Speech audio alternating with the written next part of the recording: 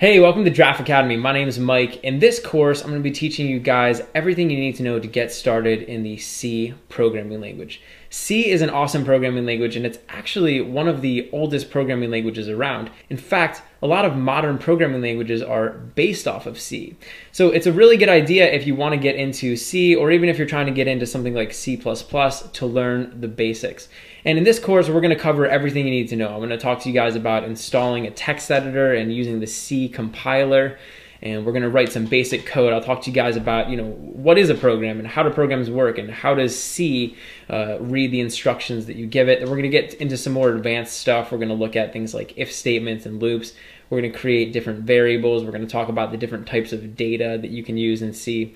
Then we're going to get more advanced. We're going to talk about things like structures and functions. We're going to talk about pointers. And basically, I'm just going to give you a full overview of all of the core concepts in C. So by the end of this course, you'll have a really good understanding and a really good foundation which you can build on. You can kind of go forward and learn some more. I'm really excited to be bringing you guys this basic course on C. I'm really excited for you guys to dive in and start using these tutorials. So feel free to click around through all the videos and hopefully you'll learn something awesome about C. In this tutorial, I'm going to talk to you guys about getting everything set up to start programming in C. Now, in order to program in C, we're actually going to need two things. The first thing we're going to need is an environment where we can write our C programs. Now, there's a bunch of these different environments. Essentially, all you need is just a text editor. So anything that can allow you to write text and then save that text in a specific file format is going to work. Although when we're working with C, a lot of times it can be useful to use a special environment called an IDE. An IDE stands for Integrated Development Environment. Basically, this is a special text editor which makes it a lot easier for us to write our C programs in. So I'm going to show you guys how to install an IDE called CodeBlocks. The second thing we need to write our C programs is going to be something called a C compiler. Now, C is a programming language, which means we can basically write out, instructions that we want to give to the computer. But eventually, for the computer to be able to execute those instructions, they have to be compiled, which basically means like translated or transformed into a language that the computer can understand. So we're going to basically download and install a special program that will do that for us. So let's get started. I am going to come over to my web browser, and I'm just going to go up to the Google search bar, and I'm going to search for a program called CodeBlocks. So just type in CodeBlocks C, and this link should come up. It's codeblocks.org. Now this is an integrated development environment. It's basically a text editor that will make it really easy for us to write our C programs. So I'm going to come down here into downloads, and there's a bunch of options here. One says download the binary release, download the source code. We want to click on download the binary release. This is going to be the easiest option. So if you're on Windows or Linux or Mac, you can install it from this page. So depending on the operating system that you're on, you want to click that. I'm on Windows, so I'm going to come down here to the Windows option. You'll see there's little options for us to download this stuff. So there's a bunch of options here. What we want to download is going to be this one right here. It says CodeBlocks. And then the version number, and then it says min-gw-setup. Basically what this is it's going to allow us to install CodeBlocks. So we're going to be able to install that IDE program, and we're also going to be able to install a C compiler. So remember, I said we needed those two programs, we needed those two things, and this is actually going to give us both of them on Windows.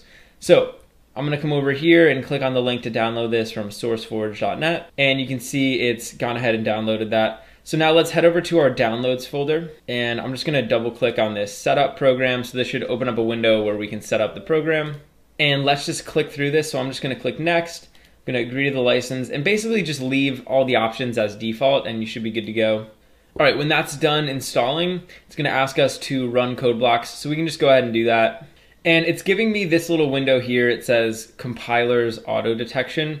So you can just click on the one up here that's highlighted. It says GNU GCC compiler, and I'm just going to click set as default and click OK. And there you go. We now have CodeBlocks installed. So in the next few tutorials, we're going to be learning about setting up code blocks, writing our first C programs, and really just getting started with C. But for now, you have everything you need to get started. In this tutorial, I'm going to talk to you guys about getting everything set up to start programming in C on OS X. So if you're using a Mac, then this video will basically show you how to get everything set up. In order to start working with C, we're actually going to need two things. The first thing we're going to need is a text editor. And basically, we're going to use the text editor to write our C programs in. And you can use any text editor that you want to write C programs, but there's actually a special type of text editor, which is called an IDE, and it stands for Integrated Development Environment. And it's basically a special environment where we can go to write and run and manage our C programs. So that's the first thing. The second thing we're going to need is what's called a C compiler. Now, C is a programming language, so essentially what we're doing when we're using it is we're writing instructions for the computer. But in C, we're writing instructions that us humans can understand and work with, but in order for the computer to be able to carry them out, they have to be compiled or translated or transformed into a language that the computer can understand. And that's what the C compiler is going to do. It's going to take our C programs and essentially just translate them into a language that the computer can understand. So the first thing I'm going to do is show you guys how to install that compiler, and then we'll get a text editor. So what you want to do on your Mac is go over to the search bar, and you're just going to type in terminal and click enter, and a window that looks like this should pop up. Now the terminal is basically a program that allows us to interact with the computer using text commands. So we're actually going to need to use the terminal in order to do what we want to do. So first thing we want to do is check to see if you might already have a C compiler installed. So in certain circumstances, you might already have one. So you just want to type in cc-v and click enter. And you'll see over here, I have a C compiler installed. So I'm getting all of this information. You can see over here, it says like CLang, and it's giving me, a bunch of information. If you have that, then you have your C compiler installed and you're ready to go. But if you don't have that, I'm going to show you guys how to get it. So all you want to do is just type in Xcode, select, and then space, hyphen, install. And click enter, and you'll see I'm getting an error here because I already have these command line tools installed. But if you don't already have them installed, and obviously then you wouldn't have that C compiler, then this is going to go off and install everything you need to get that C compiler working. So once you run that Xcode select command, just type in cc-v again, and you should be getting this version number. All right, so now that we have our C compiler installed, what we want to do is download an IDE. So we want to download a special text editor that we can use to write our C programs in. So I'm going to go over here to my web browser, and I'm up here at a website called codeblocks.org. And this is an IDE called CodeBlocks. It's one of the most popular free IDEs for programming in C. So we're just going to come down here to this downloads link, and there should be a few options here. Download the binary release, download the source code. We're going to click download the binary release. And you'll see down here we have a bunch of options for Windows, Linux, and Mac. Click the Mac option. And if we come down here, you'll see that here is what we need to install CodeBlocks on Mac. So if you go over to the right side here, there's a link to SourceForge where we can download it. So just click that link and it should start downloading automatically. When that finishes downloading, let's head over to our downloads folder. And you'll see here we have our zip file. So I'm just going to double click on this, and this should give us CodeBlocks. Now all you want to do is just drag and drop CodeBlocks into your applications folder, and you're ready to go. So you have CodeBlocks installed and ready to start following along with this course and writing some awesome C programs. In this tutorial, I'm going to talk to you guys about getting our first C file set up. So we're going to load up a C file, and we're going to be able to get everything working and test out our program. So I'm going to open up my CodeBlocks program, and this is the IDE that I'm going to be using for the rest of this course.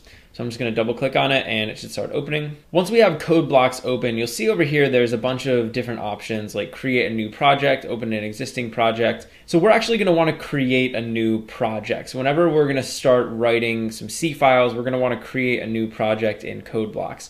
So you can either click this button right here, or you can go up to File, New, and Project. So So either way, it's going to bring you to this window over here.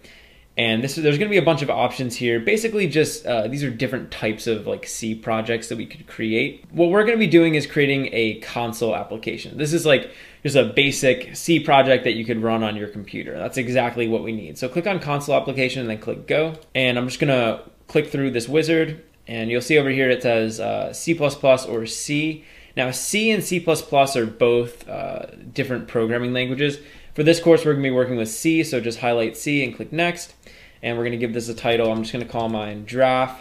And we're going to have to put this project inside of a folder. So I'm going to open this up and I'm just going to put this on my desktop. So let's click OK and click next. And you can leave all of these options as the default and we'll click finish. So now what we should have is our first C project in CodeBlocks. Now over here inside this little file explorer, you'll notice that draft is right here. So that was the name of the project that I just created. Down here we have this source folder, so I'm going to click down and you'll see we have this file here called main.c. And this is a file that got automatically created for us by CodeBlocks. So I'm just going to right click and open it. And you'll see over here we have some default code. So up here there's these little lines of code that say include. Down here this says int main. So this is the program that we're given by default when we created our C project, and this is sort of like the simplest C program that you can write. Essentially what this program does is it prints out hello world onto the screen. So in order to run this program and test it and just to make sure that everything's working, I'm going to come up here and you'll see that there's this green play button over here and it just says run when I hover over it. When I click this button, this file that we have open right here, main.c, is going to get run. So we're essentially telling CodeBlocks to run this file and execute the program. So when I click the run button, we're getting this message. It says the project hasn't been built yet. Do you want to build it? Click yes. And now over here, this little window pops up. Basically, this is the command prompt. So whenever I run a C program, this little window is going to pop up. So if I was to exit out of this and run this program again, you'll see this window pops up again. And it basically just executes the program. And in the case of this program, all we're doing is we're printing out hello world onto the screen. That's actually what this instruction does over here.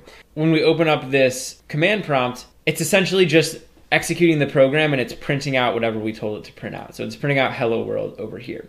And printing something out onto the screen is really easy, and that's one instruction that we can give to the computer.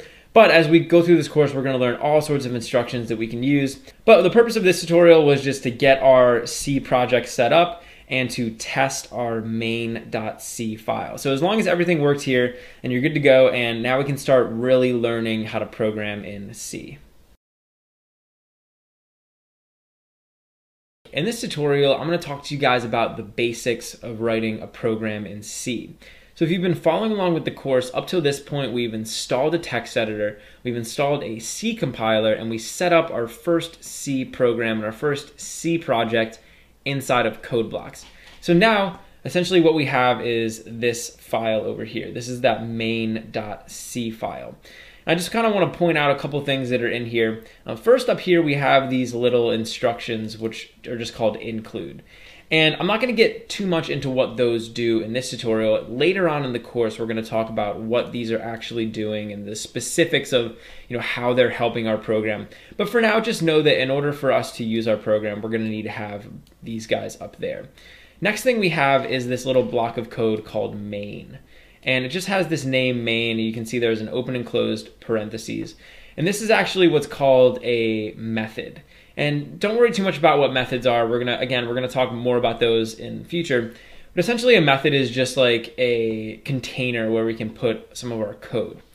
And this method main is very important because this is the method that's gonna get executed when we run our program. So in C, we can actually write out a bunch of instructions for the computer, and then we can run our program. So we can tell the computer to execute those programs.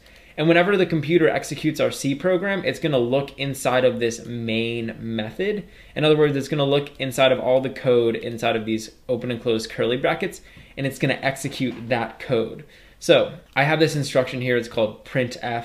And basically this is just printing out some text onto the screen. When we run our program, it's going to come into this main method and it's going to execute all the instructions inside of here, namely this printf method. So if I was to run my program, then this is going to work.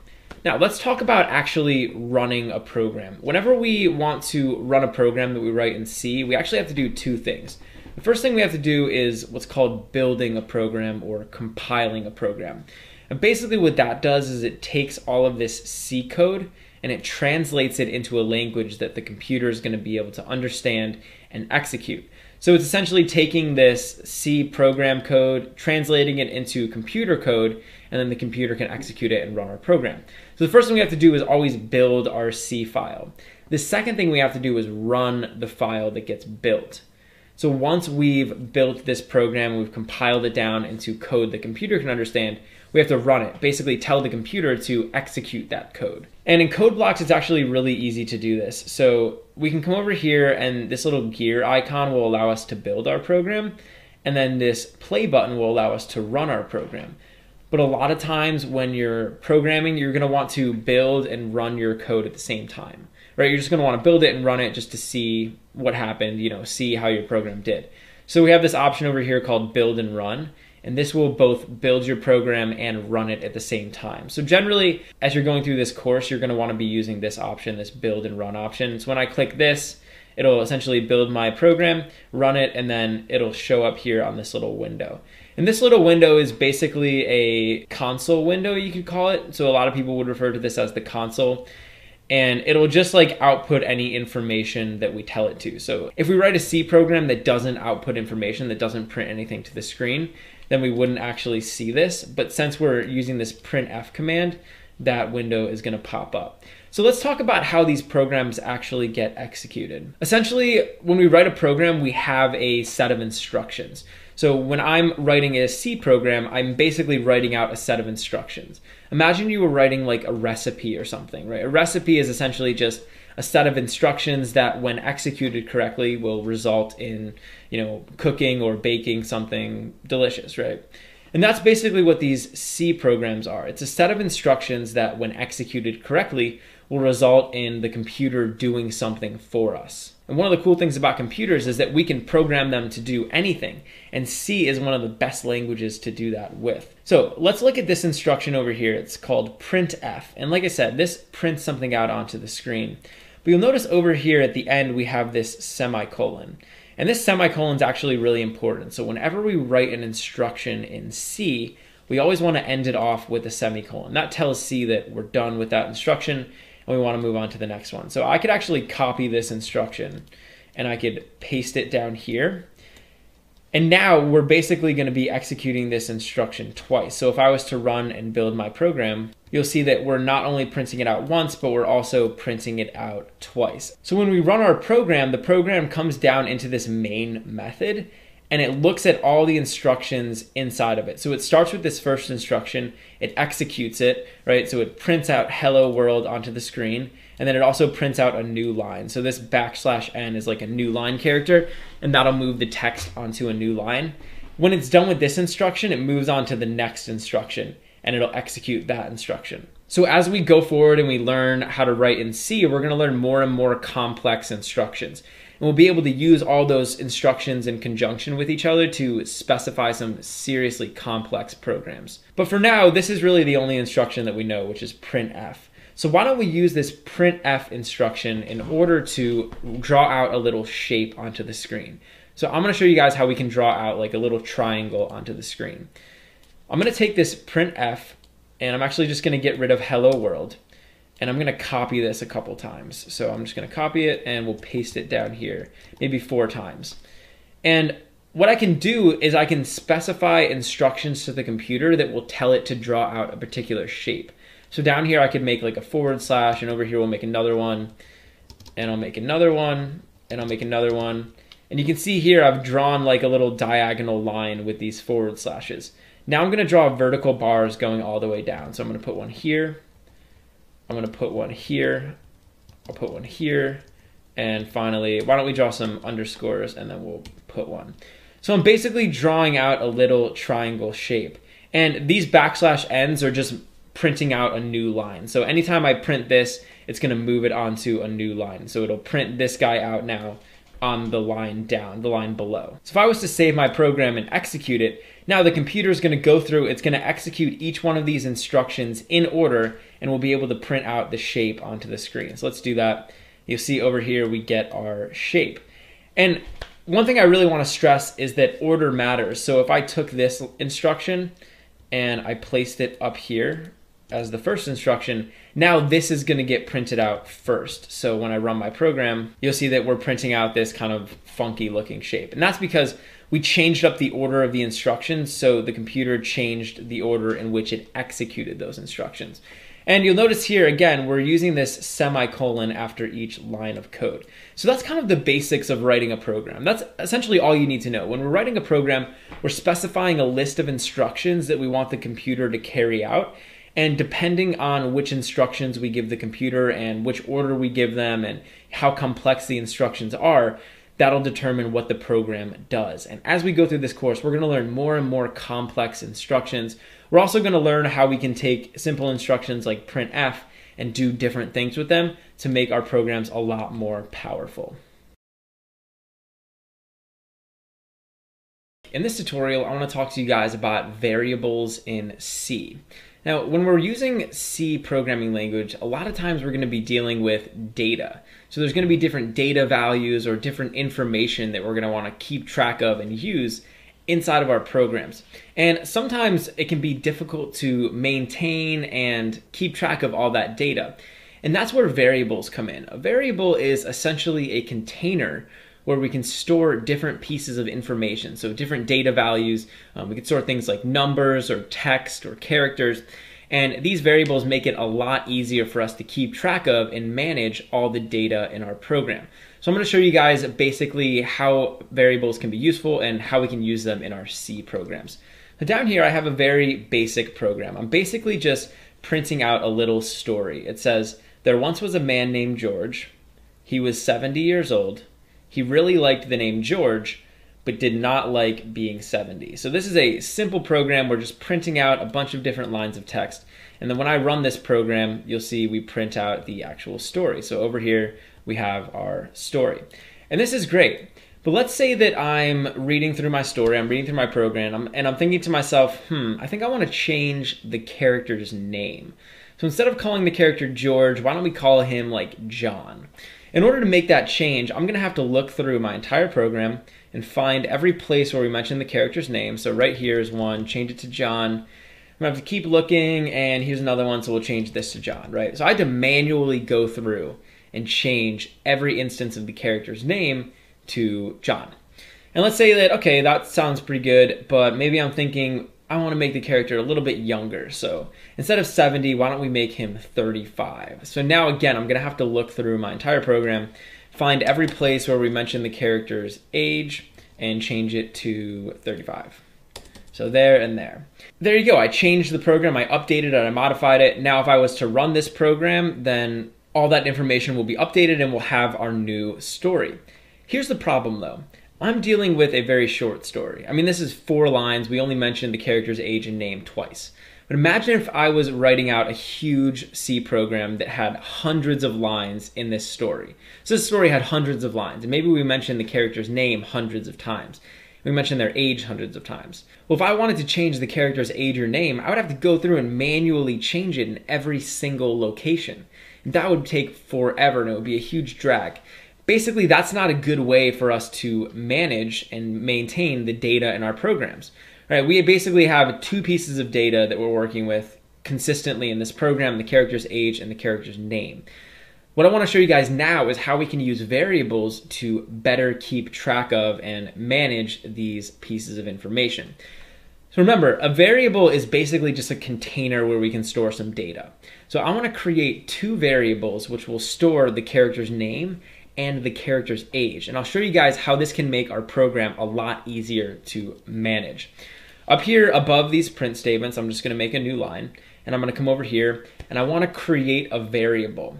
Now, whenever we create a variable in C, we have to give C a couple pieces of information. So we have to basically tell C a couple different things. the first thing we have to tell C is what type of information we want this variable to store. Now, I'm going to get into the different data types that we can represent in C more in the next tutorial, but for now, just know that there's a bunch of different types of data that we can store in C. We can store things like numbers, characters, we can store text, we can store decimal numbers, all sorts of stuff like that. In our case, I'm going to store the character's name. And the character's name is basically just a collection of characters. So in order to create this variable, the first thing I have to do is tell C that I want to create a variable that's going to store characters. So to do that, I'm just going to type out char, just like that. And that'll basically tell C, hey, we're going to store characters inside of this variable. After we type out char, I want to type out the name of the variable that I want to create. Remember, a variable is a container, and it's a good idea to give these containers descriptive names. And those names will basically let us know what that variable is storing inside of it. So I'm going to call this character name. And now what I want to do is I basically want to store multiple characters. So over here, I'm telling C that I want to store a character.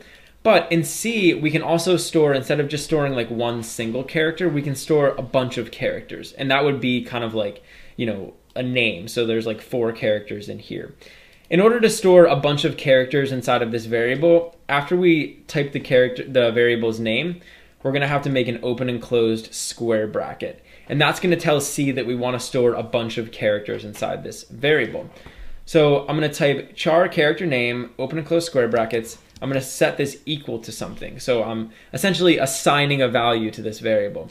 And I'm just going to make an open and closed quotation marks. And inside of here, we're going to type out the value that we want to store. So in my case, I'm just going to store the character's name, which is John. And then as always in C, we're going to have to end this off with a semicolon. All right, so essentially what I did here was I created a variable and I told C what I wanted to store in the variable. I wanted to store a character. I gave this variable a name, it was character name, and I used these open and closed square brackets to tell C that I wanted to store a bunch of characters, not just one. Now what we can do is we can make another variable to store the character's age. So in this case, we're going to want to do something similar, but we're going to want to store a number. There's a bunch of different ways that we can store numbers in C, but for our purposes, we're storing a name, so we're going to use something called an integer. And an integer is basically just a whole number. So I'm just going to type out int, and that basically stands for integer. And now we're going to give this a name. So I'm going to call this character age. And I'm going to set this equal to a number. So in our story, the character is 35. So I'm just going to type out 35. And now we can, again, end this off with a semicolon. So I have 2 variables here. This one's storing a collection of characters. This one's storing an integer. Now the question becomes, how can we use these inside of our program? Well, basically what we can do is we can print them out alongside of this text. And we can actually use this printf instruction in order to do that. So I'm going to show you guys how to do this, and then we're going to talk about it. So basically, I'm going to go over here where we have the character's name. I'm going to erase this, and I'm going to replace it with a % and an S. And now over here, I'm going to make a comma. And I'm just going to type in the variable name. So I'm going to type in character name. And basically what's happening is when we use this %s, we're telling C that inside of this string of text here, we're going to want to insert another string. And a string is basically just a collection of characters. So I could call this up here a string variable. So when I say %s, this is basically a placeholder, and I'm telling C I'm going to insert a string into here. And over here I use this comma, and then I type out the string that I want to include. So in our case, it's character name. And so basically over here, it's going to say there once was a man named %s, and it's going to replace %s with whatever we specify over here. So it's going to replace %s with the value that's stored inside that character name variable. So I'm going to save this and we'll run our program. And now you'll see that it's still printing out that there once was a man named John. Even though we didn't actually type out John over here, we just typed %s in the character name. So I can do this in this other spot too. So down here, we're also using the character's name. So I can type %s, and over here we can type character name. And again, this is going to act as a placeholder for this string of characters that we specify over here. Let's do the same thing with the age. So over here we have the age is 35. I'm going to do something similar. I'm going to say percent. But now, because I have a number, instead of using %s, I'm going to use %d. And that basically means that we're going to insert an integer number into here. So I'm saying he was %d years old. And over here, I'm going to make a comma, and I'm just going to type out the name of the variable that I want to be placed inside of here. So I'm just going to be character age. And we're going to do this one more time down here. I'm going to type %d and character age. So essentially what I'm doing is I'm printing out the value that's inside of character age where I specify this placeholder. So let's go ahead and run our program, and now you'll see it's going to look exactly the same as it did before. It's the same story, the same name, and the same age, except I didn't have to actually type out the character's age and the character's name inside the story. I just referred to the variable. And what's cool about variables is I could come up here and let's say I wanted to modify the character's age. All I would have to do is modify it in this one spot. So we could change the character's name to like Tom, and we could also change their age to like 67. And now when I run my program, all of that's going to get updated in the story. So now it's using the name Tom and the age of 67. In our case, we only mentioned the character's name and the character's age a couple times, but you can imagine if I was mentioning this variable like 10 or 20 or 30 times, having to change it in each one of those individual spots would be extremely difficult. So variables are great because we can store the value one time, and then if we want to modify it, we just modify it in one place.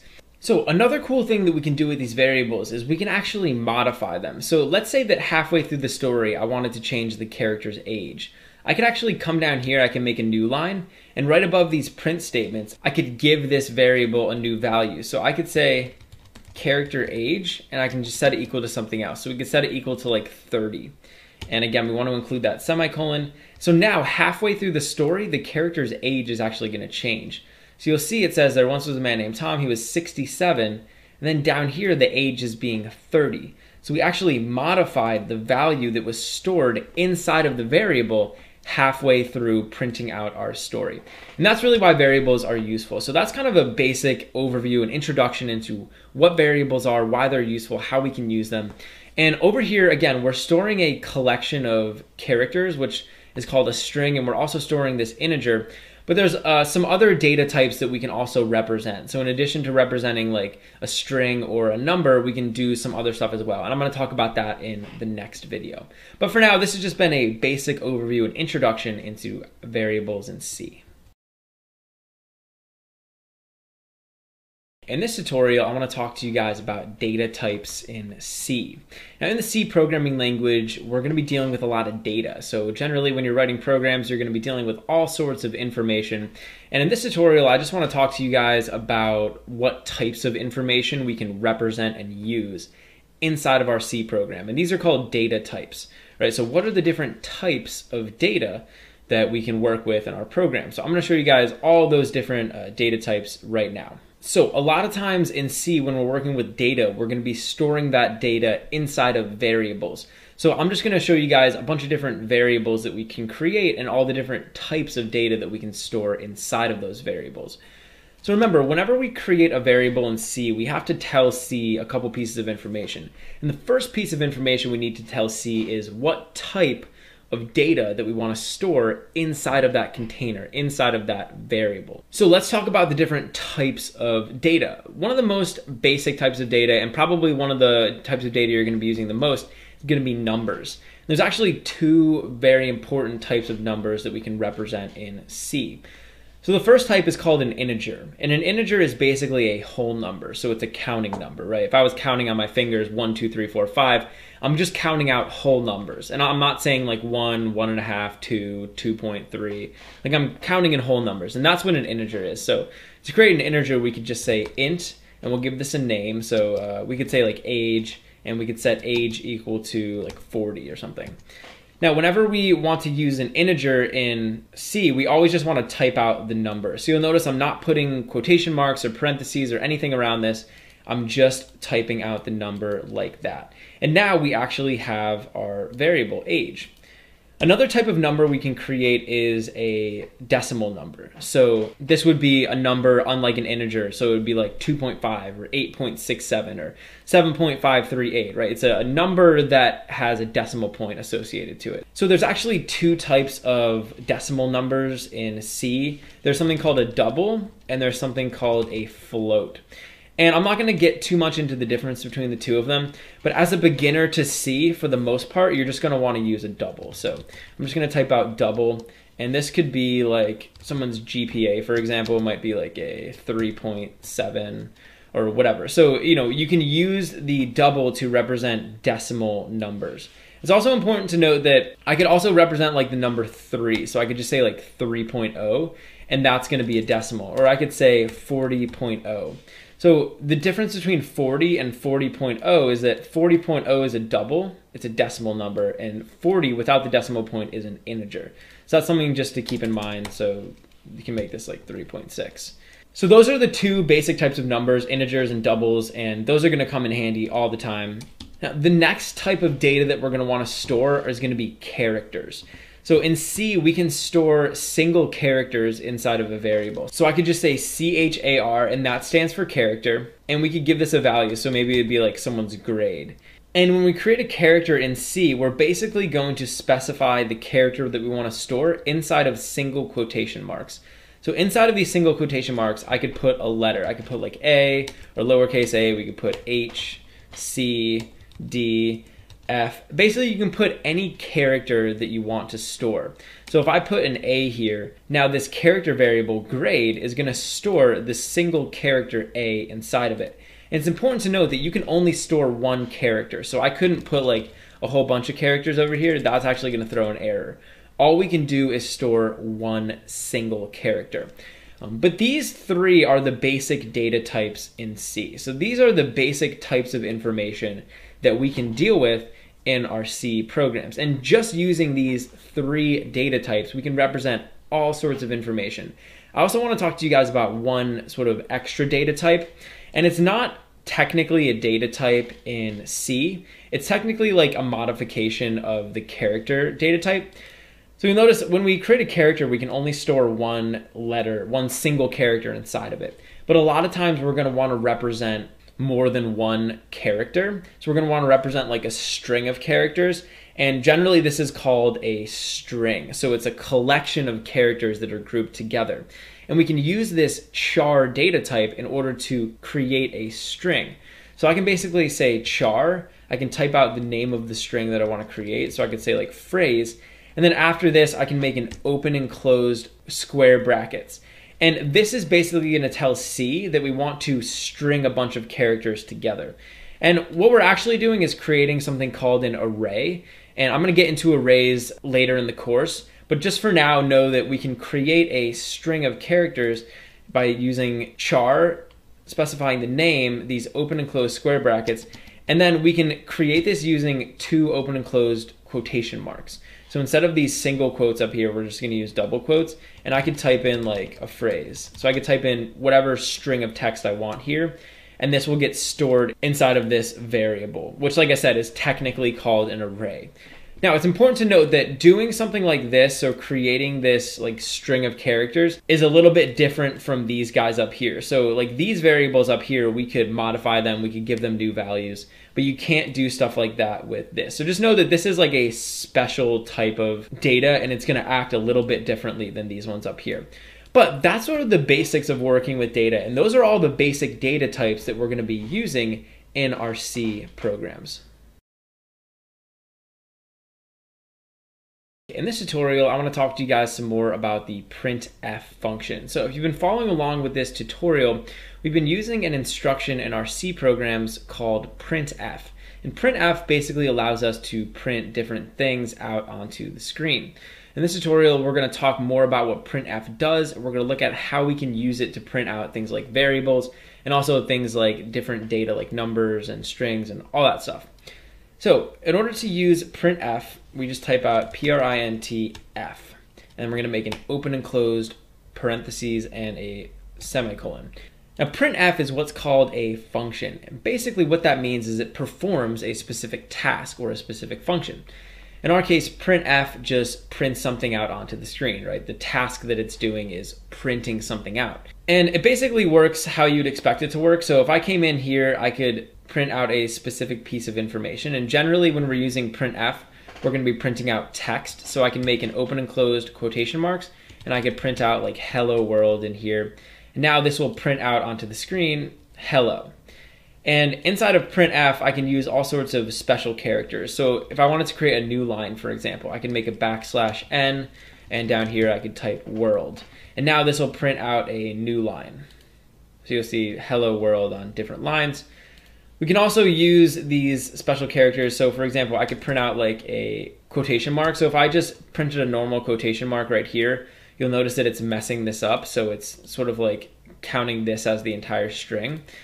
If I wanted to change that, I could just put a \, here, and now this will literally render a quotation mark. So when I run my program, you can see we have a quotation mark there.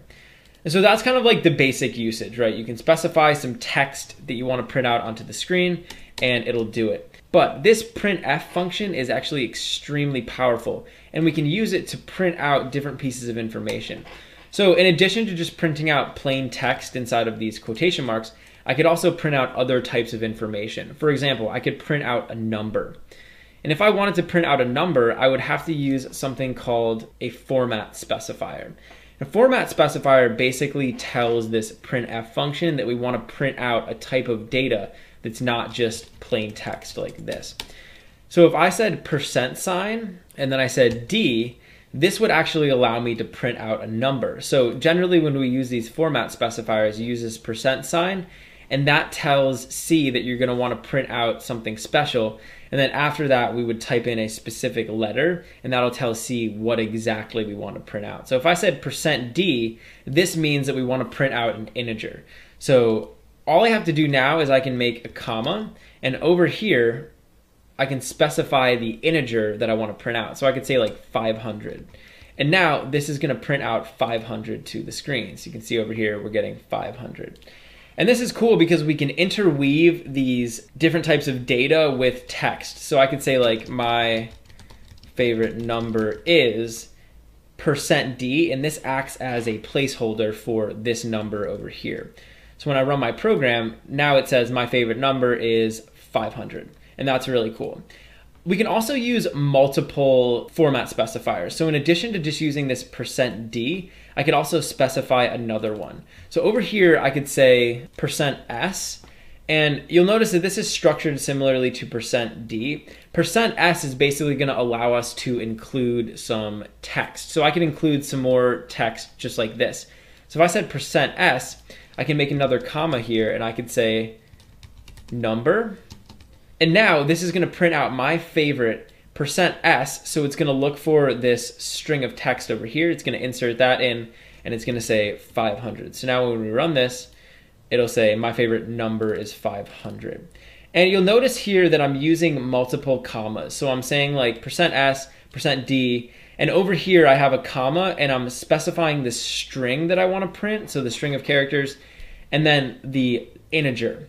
And so basically the order that you put these format specifiers inside of your string of text is the order that you need to include them using these commas. So you're going to separate each of them using a comma. So in addition to %S and %D, we can also use a bunch of other ones. And I'm going to talk to you guys about some of the most common. %D will print out an integer like 500, but if we wanted to print out a decimal number, for example, a double, we could say %F, and this is going to allow us to print out a decimal number. So I could say like 500.98754. And now this is going to print this out onto the screen. Actually, I need to build this. So my favorite number is 500.9875540. So essentially you can use these printfs and you can use these format specifiers in order to include different data types into your output. So like this is just some general text output, and we can use these different guys to interweave like numbers or other strings and stuff like that. And where these really become useful is when we have variables. So if I was to create like a number variable up here, I could call it like favnum, set it equal to 90. I can use this variable and print it out inside of this printf. So over here, we could make this %D, And instead of printing out this number, we can just access that variable. So I could say fav num. And this will allow me to print out that variable using that printf function. So my favorite number is 90. So that's the basics of using printf. This is a very awesome tool that we can use. And printf is basically just used for us to find out information. So when we're running our programs, a lot of times we're going to want to be able to get some information about what's going on, about what they're doing. And printf can allow us to do that. So don't be afraid to use these different access modifiers. Like I said, %s, %d, %f, those are all sort of the common ones. And you can also use %c, and this will allow you to print out a single character. So I could come over here, create like a character variable. We'll call it mychar and just set it equal to like lowercase I. And I could print this out using %c. So now we could say mychar. And you'll see that we print out I. So play around with printf. It's extremely useful, and it's really going to come in handy when we're writing more complex programs. In this tutorial, I want to talk to you guys about working with numbers in C. Now, a lot of times when we're writing programs in C, we're going to want to do different things with numbers, whether that's just storing numbers and keeping track of them, or adding, multiplying, subtracting, doing math with numbers, or really just dealing with numbers in general. So I'm just going to give you guys a basic overview of a lot of the stuff we can do with numbers. We're also going to talk about how different number types interact, so how like integers and doubles interact and all that fun stuff. So down here, I am printing out a number. So you can see I'm using this printf function. And inside of these quotation marks, I'm basically saying %f. And %f stands for like a floating point number. So that could be either a double or a float, basically a decimal number. So when we put %f in here, it's going to allow us to print out a decimal number, just like this. And you can see I can run my program and it'll print out 8.9. You'll notice that it's printing out not just 8.9, but it's also printing it out to a very precise decimal point. And that's what C is always going to do. So it's always going to print it out to, a very precise decimal. So using these decimals, I can do all sorts of stuff. So obviously I can just print out the decimal, but I could also do things like math. So I could say like 5.0 plus 4.5. And this is going to go ahead and be able to do that for us. So when I run my program, not only is it gonna like print this out, but it's gonna do the actual math operation. And you see we get 9.5. So in addition to addition, we can also use subtraction, division, which is gonna be a /, and multiplication, which is gonna be an asterisk. And you can use all these different things to do the 4 basic math operations: addition, subtraction, multiplication, and division. So now I wanna talk about how we can use floating point numbers, so like doubles and floats, alongside integers. So let's say I was going to add an integer with a double. So if I said 5 plus 4.5. Well, actually, when we do this, this entire answer is going to get converted into a decimal number. So when I say 5, which is an integer, plus 4.5, we're going to get a floating point number back. So we're going to get 9.5. And basically any operation that you do between an integer and a floating point number is going to return a floating point number back. So that's important to realize. But if I was to change this to 4, now this isn't going to work anymore because this is asking for a floating point number and we're giving it an integer. So when I do math with 2 integers, it's going to give us an integer back. And if I do math with a floating point number and integer, it'll give us a floating point number back. It's also important to realize, for example, if I took 5 and divided it by 4, this should actually be a decimal number, right? And you'd expect us to get a decimal back. But if I just printed out %d, so I printed out the result of the integer 5 divided by the integer 4, I'm actually going to get an integer back. So when I run the program, you'll see we're getting a 1 here. But really, the answer is 1 technically, but it's 1 with a bunch of decimal points after it, right? It's 1 plus a bunch of other stuff. But when we just do math with 2 integers, we're going to get an integer back. If I was to say 5 divided by 4.0, and I printed out a decimal, now we're going to get the entire answer back. So we're going to get 1.25. So that's just a little bit about dealing with integers and floating point numbers. We could also take these and put these into variables. So, in addition to just having numbers down here, I could specify a variable like, num, set it equal to 6. And we can go ahead and print num out down here as well. I'm going to need to make this a D. So now we'll be able to print out that variable with no problem. So it can be really useful sometimes to store these numbers inside of variables. I also want to talk to you guys about using more complex mathematical functions. Now in C, we have these things called functions, which are basically just little blocks of code that we can call. And when we call them, they're going to go off and do certain things for us. So they'll like modify a value or give us information about a value. And these functions can be really useful. I'm going to show you guys a couple functions that we can use with math. So I'm just going to come over here and I can actually start using these functions, and all you have to do is just type out the name of the function that you want to use. So by default, C is going to give us access to a bunch of math functions that we can use. So we really don't have to do anything. All we have to do is just type in their names. And I'm going to show you guys one. It's just POW. So I'm just typing in POW. Then I'm going to type in open and closed parentheses. And inside of this parentheses, I can actually give this two numbers. What this is going to do is it's going to take the first number that we give it, and it's going to take it to the second number. So if I said like 2 and 3, and you'll notice I'm separating them with a comma, this is basically going to give us 2 raised to the third power. So it'll give us 2 cubed. So when I run my program, and actually we need to print this out as a decimal number. So this is going to give us a decimal number back. So I need to print this out with F. When I run my program, we're going to get 8 back, just like that. So it's basically cubing 2. I could say like 4 raised to the third power, and now we should get back 64, which we do. So that can be pretty useful. There's a couple other ones I'll show you. Another one is SQRT. So this will allow you to take a number's square root. So if I said like 36 in here, now we're going to print out the square root of 36, which is going to be 6. And there's a couple other ones. So let's say that I had a decimal. I could say CEIL, which stands for ceiling.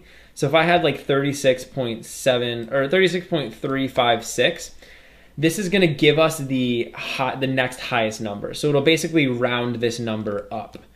And this is going to give us 37, as you can see. We can do another one, which is called floor. And floor will do the opposite. So floor will just round the number down no matter what. So if I had like 36.656, this will round it down to 36.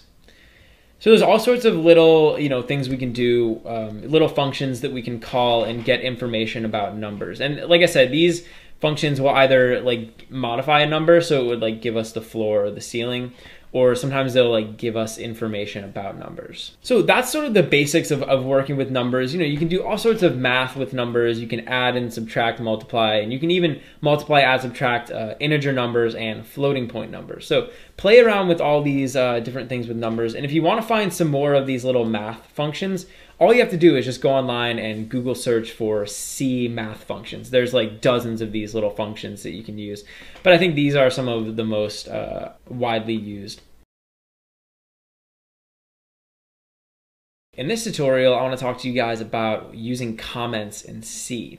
Now, a comment is a special block of code in C which actually gets ignored when we run our program.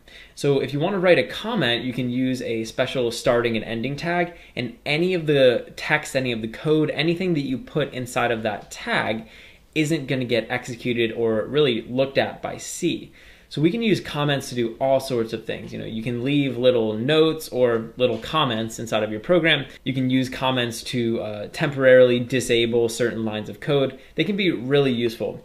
So I'm going to show you guys the basics. Down here in my program, if I want to create a comment, I can start a comment using a / and an asterisk. And you'll see when I put this asterisk in, all the code in my text editor changed color.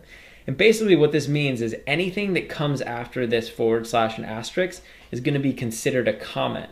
In order to close off the comment, I can use another asterisk and another /. You'll see the code changed back to normal code. Inside of these two asterisks, I can basically write out anything I want and it's going to get considered as a comment. So for example, if I wrote out like my program and I ran my program, this whole thing is going to get ignored by C. So it's just going to print out comments are fun. It's not going to do anything else. And like I said, comments are really useful. So I could leave a little note up here. I could write something like to do, like I have to do something. And a lot of times people will use comments to explain certain lines of code. So I could put a comment here and I could say like this print out text, right? So maybe, if this was like a really complex line of code, we could use this text in order to explain it. You can also use comments to do something called commenting out a line of code. So for example, let's say I wanted to run my program, but I didn't want to have this line of code in there. Well, one thing I could do would just be to delete the entire line of code, right? So I could delete this code, and now I can run my program and it's no longer gonna print it out. It's no longer gonna do anything. But here's the problem. In order to do that, I had to actually delete the line of code. So instead of deleting it, I could just bring it back and I could comment it out. So I could basically surround it with these comment tags, and now the computer is just gonna ignore it. So it's not gonna render it because it's been commented out. So now when I run my program, it's gonna do the same thing. It won't execute that line of code, but I didn't have to actually delete the line. I could just comment it out. So a lot of times when you're writing programs, you might want to try to run your program without a certain line or a certain series of lines of code. And instead of deleting them and then running the program, you can just comment them out and C will basically ignore them. So that can be really useful. So those are the two basic uses for comments, and essentially comments are open, right? It's just a way that we can write out information in our files that won't get rendered by C. And so you can really use comments to do whatever you want. Now I will say one best practice with comments is to use them sparingly. Generally, you only want to use a comment when you absolutely have to. So it can be really annoying if you open up a C file and there's like comments littered all around. And obviously if you want to put a bunch of comments in your code, I mean, no one's stopping you. But as a best practice going forward, I think generally only using comments when they're absolutely necessary is kind of like a good practice. But again, it's open, you can use comments for whatever you want. In this tutorial, I want to talk to you guys about constants in C. Well, constant is a special type of variable in C which can't be modified. So when I create a constant in C, I'm basically creating a value that is unable to be modified. So I'm going to show you guys basically how this works. Let's say I created a variable. Let's say I created an integer and I just called it num and I set it equal to 5, right? And then I printed out that integer onto the screen. So we can print this out, %d, and I'm just going to print out num, right? So I can create this num variable, I can print it out onto the screen. Let's say that down here I wanted to modify num. So I could basically say num is equal to 8, so I can modify the value that's stored inside of the num variable. And let's come down here and we'll print this out as well. So %d, and we'll print out num again. And actually I'm going to print out a new line here. So when I go ahead and run this program, and I forgot a semicolon, when I go ahead and run this program, you'll see we're printing out 5, and then we modified the value to 8, and then we printed out 8. So I was able to modify this value down here. I was able to modify num. But in certain circumstances in C, you're going to want to create variables, or you're going to want to create values that can't be modified. So these would be values that just like can't change, and those are called constants. So if I wanted to make num a constant, in other words, let's say for some reason I didn't want the num variable to be able to be modified in my program, I could come over here and I could say const, so C-O-N-S-T, and I'm going to say that right before I declare the type. Now you can also say const right after you declare the type, but I've always preferred to just put it before. So I say const int num5, and now this program is actually going to throw an error. So when I try to run this, you'll see down here it's getting highlighted in red. That's because I can't modify a constant. So I'm trying to modify num down here, but I can't because I gave it this const keyword, because it's now considered a constant. So in a lot of cases, you'll want to have variables that just can't be modified, can't be changed. And in a situation like that, you want to make them constants. Also, a lot of times when we make constant variables in C, we'll give them all uppercase names. And this isn't required. This is just sort of like what a lot of developers will do. So they'll say like, instead of num like this, they would say like num. Or maybe this is like your favorite number, so you could say fav_num. So that would be how you could like distinguish two words. But generally, like constants will be all capital, and that's just so it's kind of obvious that they're unchangeable, that they're constants. But again, you don't have to do that, but that's kind of like a best practice. So this is one way that we can create a constant, and we basically create a constant variable that can't be changed. But a constant could also refer to just like any number or any text that we're using in our program. So for example, I'm gonna get rid of this. If I came down here and I just like printed out some text, so let's say I just printed out like hello, this is actually also gonna be considered a constant. So this is just like a string of characters, a string of text. That's also considered a constant because it's just like text on the screen. We can't change it, we can't modify it, it's just kind of there. So you would also consider this a constant. If I was printing out a number too, like let's say I came over here and printed out 70, 70 is also considered a constant. So it's just considered to be like a piece of information or a piece of data in our program that is sort of unchanging, right? So 70, this isn't gonna change. I mean, unless I physically came in here and changed it, like this value is always gonna be 90 no matter what. I can't modify it unless I like manually come in and modify it. So that's also considered a constant. But I would say like for the most part, like where this is gonna come in handy is obviously doing stuff like this, but creating constant variables, variables that can't change. In this tutorial, I'm gonna show you guys how to get input from a user in C. So a lot of times in our C programs, we're gonna be working with all different types of information. And a lot of times we're gonna wanna get some of that information from the user. So I'm gonna show you guys how we can prompt the user to enter in some information. We can take that information, store it inside of variables, and then we can use it inside of our program. So this is gonna be pretty cool.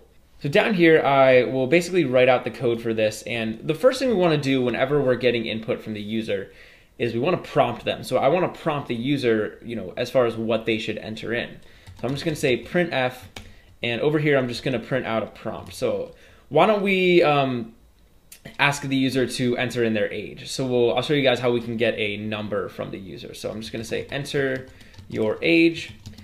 And now that we've prompted them to enter their age, I need to do two things. So the first thing I wanna do is create a variable where we can store the input that the user puts into the program. So I wanna create a variable where we can store the age that the user inputs. So I'm gonna create an int over here, I'll just call it age, and I'm not gonna give this a value. So all I'm gonna do up here is just declare the variable. I'm just gonna tell C that I wanna use this variable, but I'm not gonna give it a value.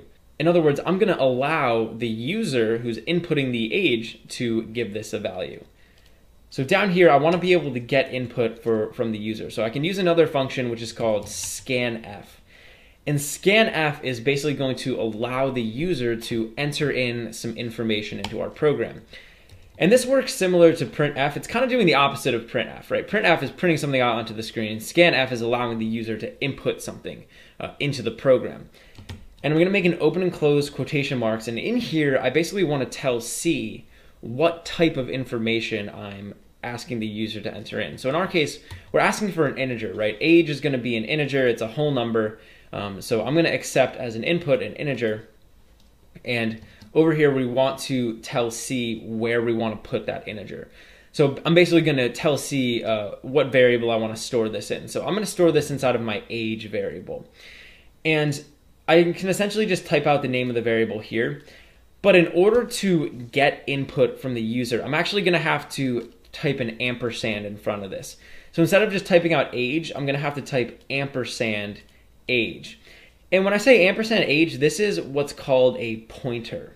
And we're gonna talk about pointers in a later tutorial. I'm gonna cover everything you need to know about pointers, but for now, that's a little bit beyond what we need to learn. So all you need to know is that when you're using scanf and you wanna store information inside of like an integer or a float or like a character, you need to use this ampersand over here.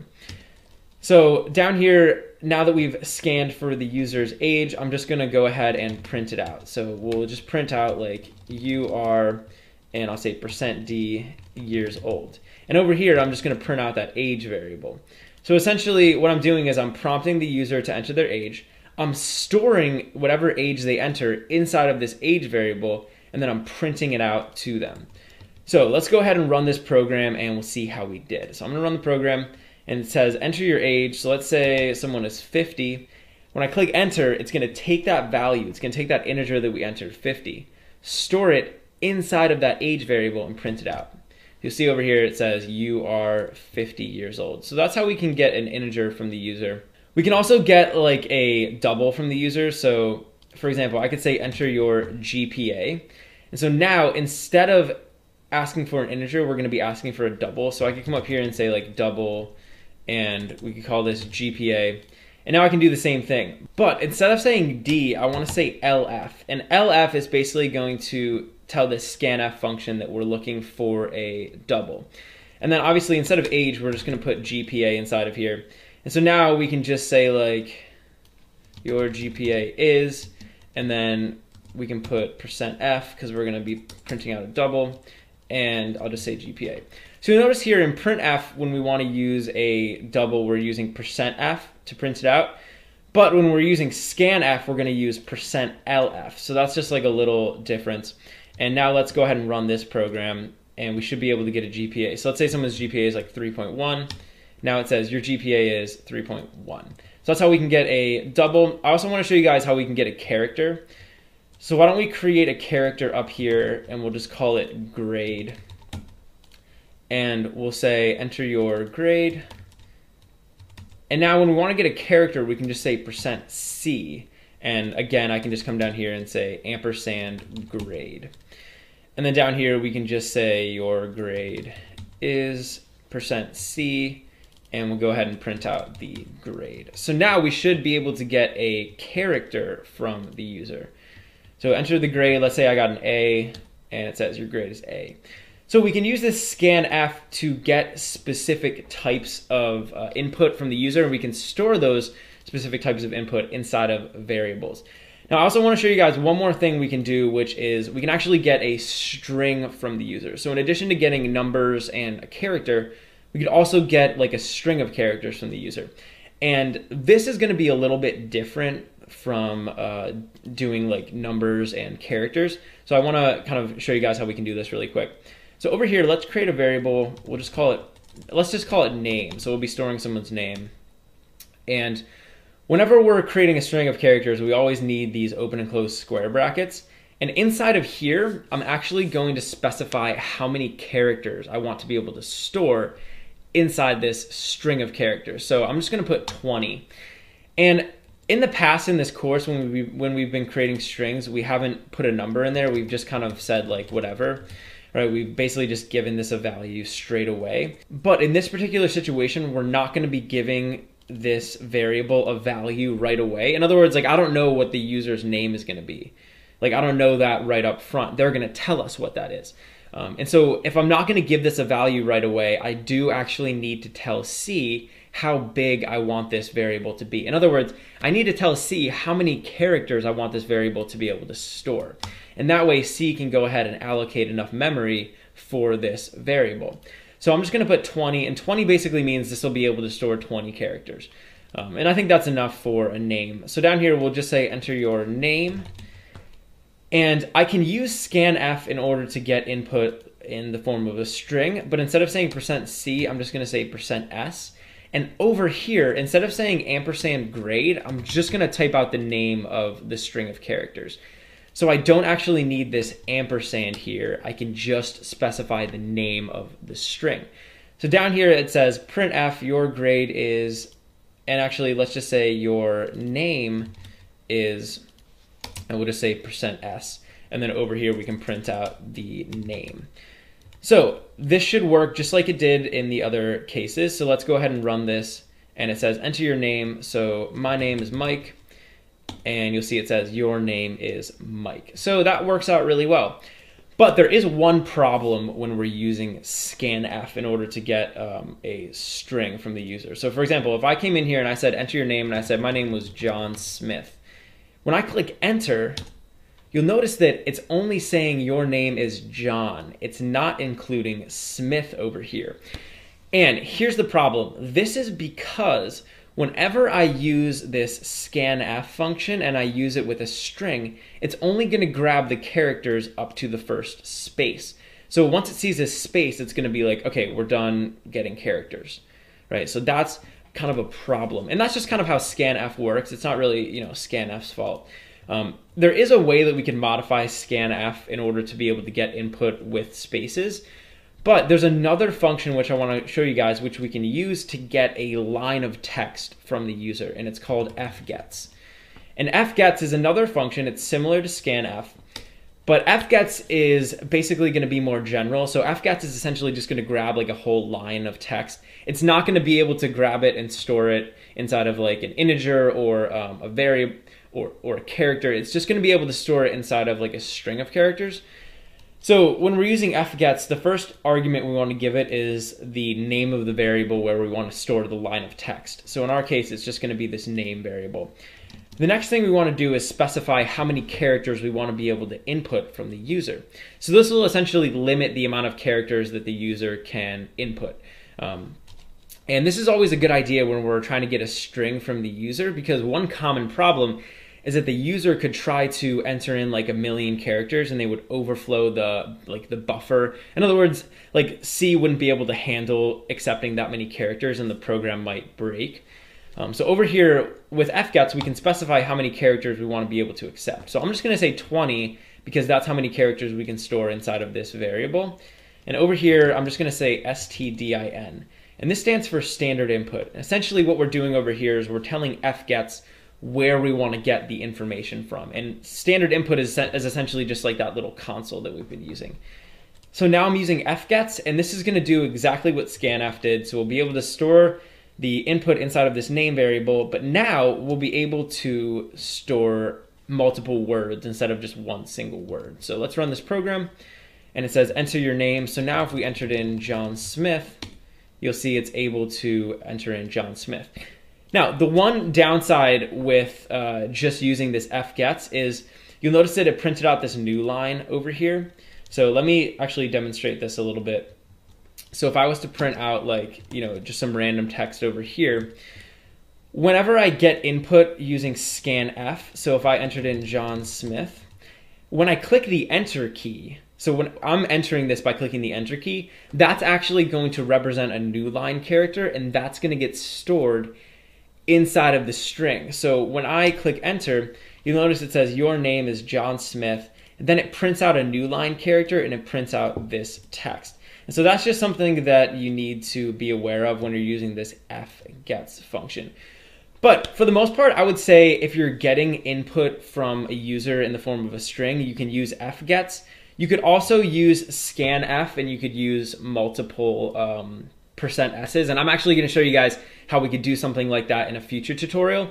But for the most part, I would say whenever you're getting a string from the user, you just want to use fgets.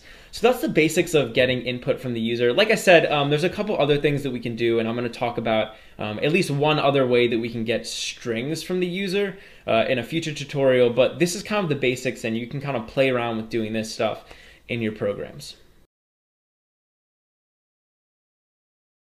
In this tutorial, I'm going to show you guys how to build a basic calculator in C. We're basically going to build a little program where the user can enter in two numbers, and then our program will take those two numbers, add them together, and spit out the answer. So this is going to be kind of cool, and we'll also learn about getting numbers as input from a user. So over here, I want to show you guys exactly how we can do this. The first thing I want to do is print out a prompt. So I basically want to prompt the user for some input. So over here, I can just say printf, and inside of here, we're just going to give them a little prompt. So I'll say enter first number. And essentially what we're going to have them do is enter in two numbers. So I'm actually going to create two variables up here. So we'll make an int, and we'll call it num1. And then we'll make another int, and we'll call it num2. And I'm not actually going to give these values right up front. We're going to end up giving these whatever the user enters in. So after the user enters the first number, we need to actually grab that number. So I can use another C function called scanf. And in here, we're basically just going to say %d because we want to grab an integer. And then over here, I'm going to say the name of the variable where I want to store the value that gets entered. Now, if you're following along with this course, in the last tutorial, we were able to get a string of characters as input from the user. And basically, we just typed in like the name of the variable. But when we're getting input that's not a string of characters, in other words, when we're getting input that's not %s, so if it's like %d or %f or %c, so if it's like a decimal or an integer or a float or a character, we actually need to use a special symbol, this ampersand. So I'm gonna have to say ampersand and then the name of the variable where I want to store this value. So I'm just gonna say ampersand 1. And basically what this means is we're accessing the address of num1. And we're gonna talk about addresses and pointers in a future video, but for now just know that you need this ampersand here in order to store the value that gets entered inside of this variable. So once we do that, now we can move on. And we're basically just gonna do the same exact thing, but for the second number. So I'm gonna copy these and I'll paste this. And now instead of saying enter first number, we'll say enter second number, and we're just gonna store this inside of num2. All right, so once we're done with this, the last thing we wanna do is add them together and print out the answer. So I'm just gonna come down here, I'm gonna say printf, and we'll just say answer, and over here we'll print out the answer. So it's gonna be an integer, and we're basically just gonna print out num1 plus num2. So we're gonna print out the value of num1 plus num2. So we have our basic calculator, we're getting the first number, we're getting the second number, we're storing them inside of these variables, we're adding them together and printing them out. Let's try to run our calculator. So I'm gonna run my program, and you'll see over here it says enter first number, so let's go ahead and enter 6. Enter second number, we'll enter a 8, and now we're gonna get 14. So 14 is the correct answer. So our program worked, it was able to add the numbers correctly and everything's awesome. But let me show you guys one problem with this program. If I wanted to do math on decimal numbers, for example, if I said 2 and then over here I said like 6.8, when I add these together, we're not gonna get the correct answer. We're gonna get 6 plus 2, which is gonna be an integer 8, but we're not gonna get 8.8. So we're not getting the correct value. So instead of letting the user enter in only integers, why don't we instead let them enter in doubles? So over here, I'm gonna change these to double. So I'm gonna say num1 is gonna be a double, num2 is gonna be a double. And since we're getting doubles as input, we're gonna have to come down here and modify these. So right now, this is accepting an integer, but we wanna make this accept a double. So normally if we're using printf and we wanted to print out a double, we would say f, and that stands for like floating point number. But when we're scanning for a number, if we want to use a double, we have to say LF, just like that. So down here, I'm also going to say LF, and we'll change this to just F. So printf is a little bit different than scanf, right? In scanf, if we want to accept a double as input, we need to use LF. In printf, we just use %F. So let's run our program now, and we should be able to add floating point numbers. So decimal numbers. Over here, we'll do 4.5. plus 6.7, and we get 11.2. So that looks good to me. Looks like everything's working properly. And now we have a basic calculator, so the user can enter in any numbers that they want, and the calculator will be able to handle them. Now, this calculator is not like 100% ironclad secure. For example, like if I was to come up here and enter in like a string of characters instead of a number, you'll see that it's gonna break the program, right? So it's just like not doing what we wanted it to do. And as we go further in this course, we're gonna learn all sorts of ways that we can check to see if certain things are getting entered correctly, and we could basically mitigate circumstances like that. But for now, this is just kind of an introduction into how we can get numbers as input and do things like addition or multiplication once we have them.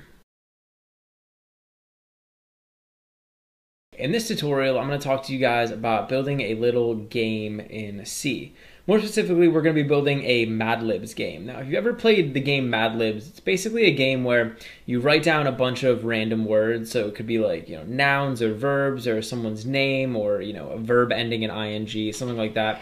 You take all of those words that you enter in and you kind of sprinkle them into a story. And then generally the story is like kind of funny because it has all these random words in it. So actually, if we head over to my web browser, you'll see I have a picture of a Mad Lib up here.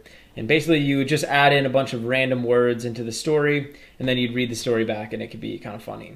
So I'm going to show you guys how we can build something like that in C. And we're also going to talk about some more ways that we can use that scanf function that I showed you guys in the last tutorial.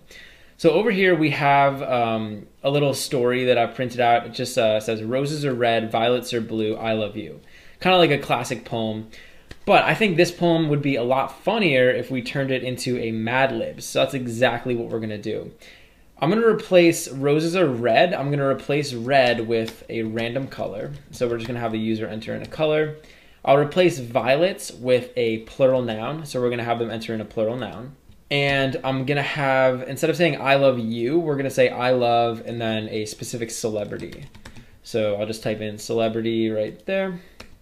All right, so this is basically what we're going to be printing out. We're going to be printing out roses are, and then whatever color they enter in. Plural nouns are blue, and then I love whatever celebrity. So let's talk about actually creating this program. So we're actually going to need to do a couple things. And actually the first thing I want to do is I want to create variables. We're going to create variables to store the color that the user inputs, the plural noun that the user inputs, and the celebrity the user inputs. We're going to create 3 variables. And these are basically going to be character strings. So they're going to be collections of characters, and we can store them in a variable. So I'm going to create some of these variables. Why don't we create one for color? And remember, whenever we create a string or like a collection of characters, we need to make these open and closed square brackets. And what I also want to do, because I'm not going to be giving color a value right away, in other words, we're letting the user determine the value of color, I just need to tell C how many characters we want this string to be able to store. That way C knows how much memory it needs to allocate for this variable. So I'm just going to say 20, and we'll basically just say they can enter in a color that is up to 20 characters. We're going to do the same thing for plural noun. And again, we'll let them enter in 20 characters maximum. And finally, we're going to do the same thing for celebrity. So again, 20 characters sounds good. All right, now that we have our variables created, I want to actually get information from the user. So I want to prompt the user for information, and I want to take the information that they entered in, and I want to store it inside of each one of these variables. First order of business is to prompt them for input. So I can just say printf, and inside here, we'll basically just type in enter a color. Once we've prompted them to enter the color, we can actually get whatever color they enter and store it inside of a variable. I'm going to use a function called scanf, and over here I'm going to accept a string. So I'm going to accept a string of characters, and we're going to store this inside of our color variable, just like that. And remember, if you watched the last tutorial, we used the ampersand here when we were getting numbers, or also you do the same thing if you were getting a single character. But when we're getting input for a string of characters, we don't need that ampersand, so you can just get rid of that. Let's copy these, and I'm going to paste this 2 more times. So the second thing we want to get from them is going to be the plural noun, and I'm going to store this inside of the plural noun variable. So you can see now we're getting the plural noun, and finally we're going to do the same thing for celebrity, and again we're going to get that celebrity. Okay, cool. So now I'm getting the color, I'm getting the plural noun, and I'm getting the celebrity. So the last thing we have to do is we have to take all of these variables and put them into our story, right? So we need to be able to print out the story with all of those variables. So I'm going to come down here, and I'm just going to say %s, and over here we'll pass in the color. Same thing here, I'm going to replace the plural noun here with a %s, and we'll pass in the plural noun. And finally, same thing for celebrity down here.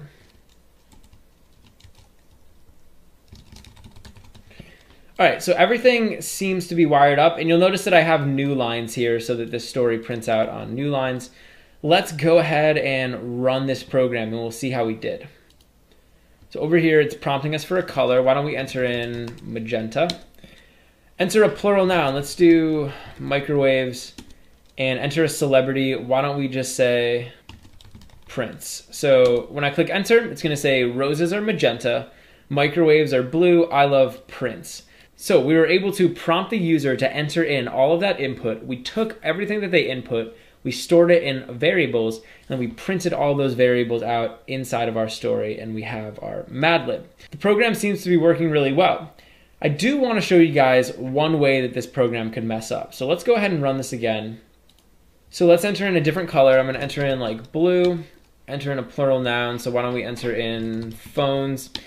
And now enter in a celebrity. So I'm going to show you guys one way that we could actually break this program. If I entered in a celebrity with a first and a last name, like Tom Hanks, when I click enter now, you'll notice that instead of saying I love Tom Hanks, it's only saying I love Tom. Here's the problem. When we use that scanf function, scanf is only going to grab characters up to the first white space. So essentially when we put this space here, we're telling C that we don't want to grab anymore.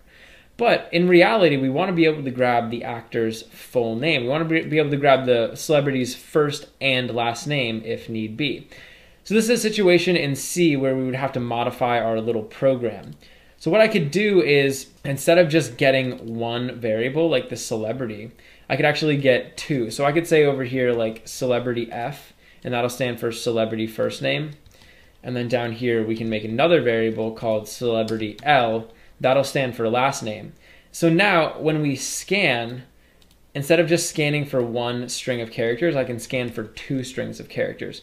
And we'll have celebrity F and then celebrity L. And down here, we're gonna wanna do the same thing. So we can just say celebrity F and celebrity L. And we just need to add another % here. So it's gonna say, I love celebrity's first name and celebrity's last name. So let's run our program and see how we did. So I can enter in like red and microphones. And now we can enter in Tom Hanks, and we're printing out the actor's first and last name. So that's one way that we could remedy this program and make it be able to accept two inputs with a space in the middle. And that also just shows you guys a little bit more about how scanf works. So it's gonna stop scanning, it's gonna stop getting the input at that first space. Now, here's the thing about this program though. If I wanted to enter in a celebrity with who only had one name, so if I only wanted to enter in one, the program actually isn't going to be able to handle that. So if I said like hats, and down here if I said like Gandhi and I click enter, you'll notice that it's still waiting for me to enter in a last name, right? So I could enter in something here and then the program will work, but it was waiting for me after I entered in just that one name. So that's something that you're going to have to, play around with in your programs. Basically, C is going to force you to be very specific about what the user's entering. So if the user needs to enter two things, like two words, then you need to specify that. If the user is only going to enter in one word, you have to specify that. So you have to be very specific when you're getting input from the user like that. In this tutorial, I'm going to talk to you guys about using arrays in C. A lot of times when we're writing our C programs, we're going to be dealing with a bunch of different data. And one of the things we can do to control and manage and sort of keep track of and organize that data is put data inside of things called arrays. And an array is really useful because it's basically a container where we can store a piece of information. But what happens in your programs when you're dealing with huge amounts of information? Specifically, huge amounts of information that are related. Right? Imagine I had a list of like a bunch of names or a list of a bunch of numbers that I needed to keep track of. Let's say I had like a list of 100 numbers, right? I wouldn't want to have to create 100 different variables to store all of those different numbers. And this is where arrays come in. An array is essentially a data structure where we can store a bunch of different data values.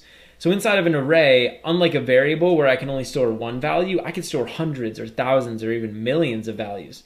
So inside of a single array, I could store like 5 things or 7 things or 10 numbers or 20 characters.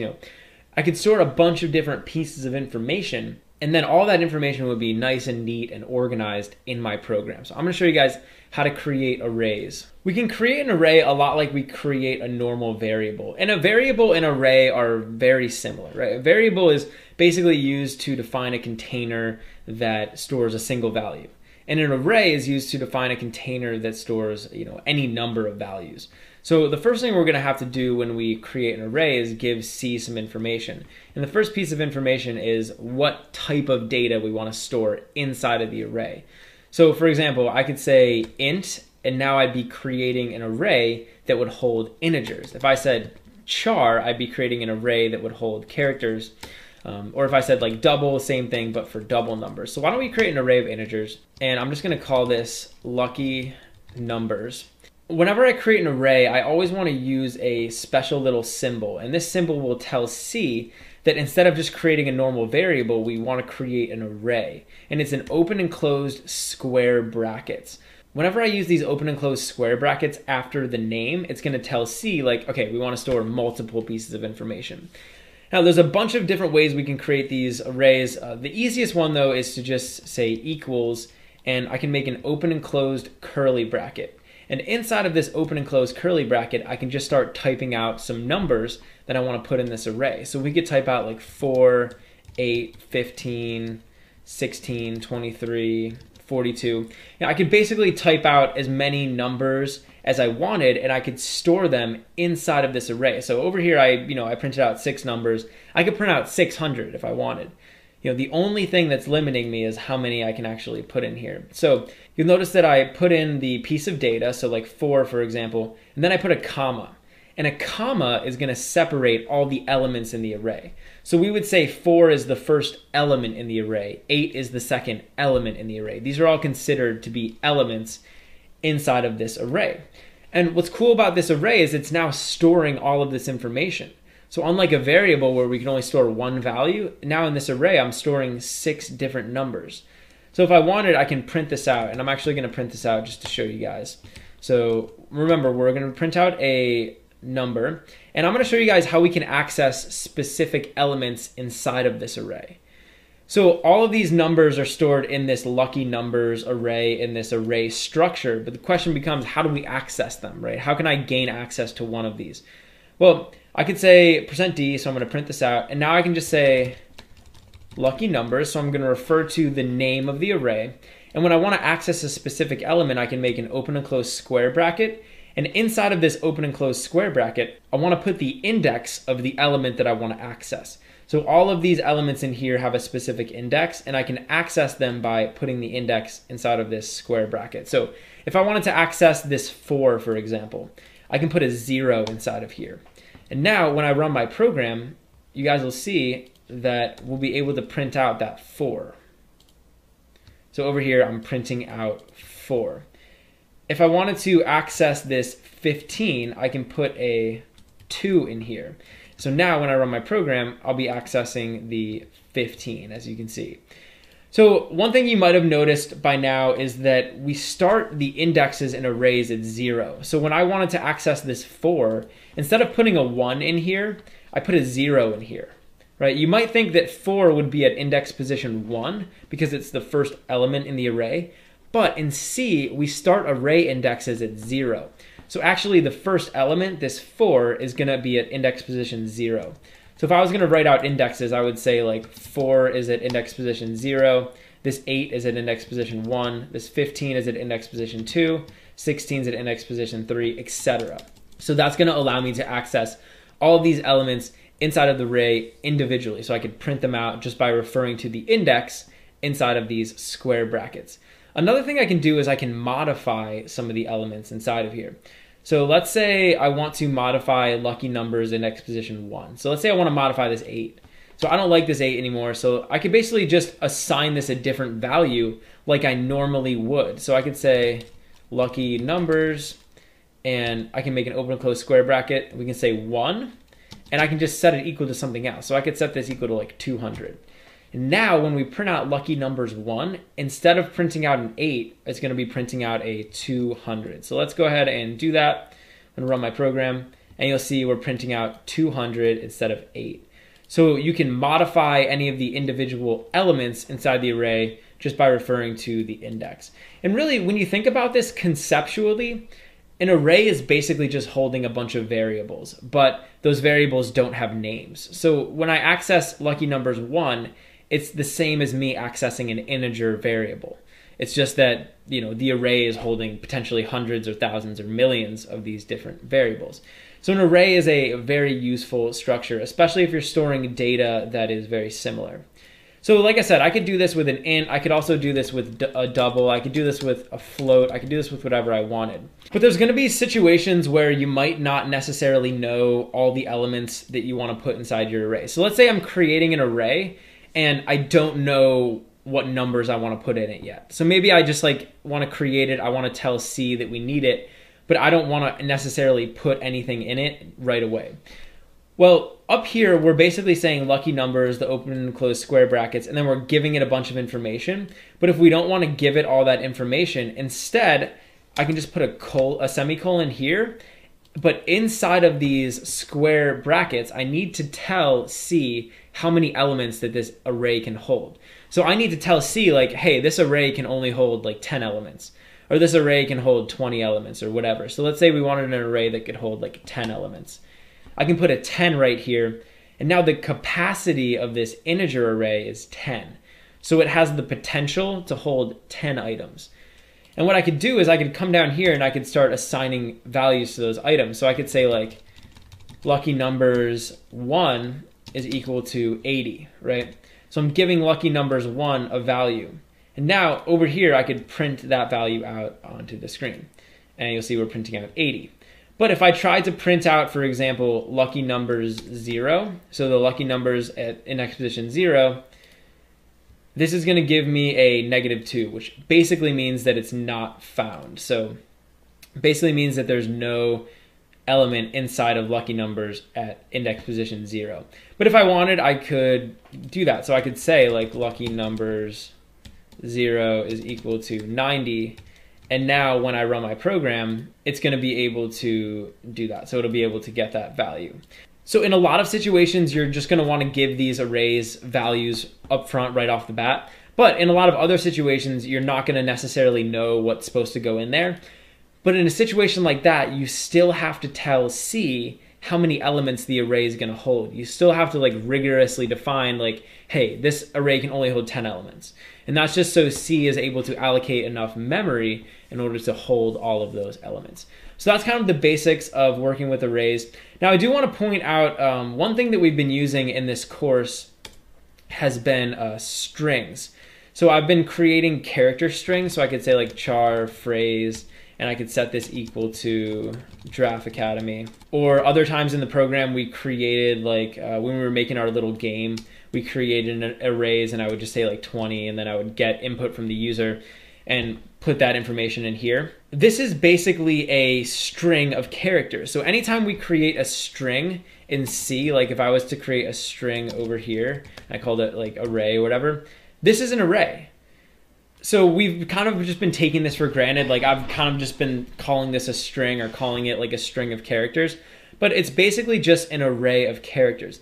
The only difference is this is such a common thing to use in our programs that C makes it special and makes it really easy for us to create it. But just like that array of integers, this is also an array. So now you kind of have a better understanding of what strings are and what they're actually doing. In this tutorial, I'm going to talk to you guys about functions in C. A function is basically just a collection of code that performs a specific task. So what you can do is you can take a bunch of code, maybe like 5 or 6 or 20 lines of code, and put it inside of a function. And then when you want to access that code that's inside the function, you can call the function. And generally, when you create a function, you'll design the function to perform a specific task. So the function will have a specific purpose. So I'm going to show you guys how to create functions, how to work with them, and we'll just talk about the basics of using functions. Like I said, a function is basically just a collection of code that does a specific task. So we can actually create a function here in our C program. Now you'll notice up here we have this block of code. It says int main, and there's an open and closed parentheses and an open and closed curly brackets.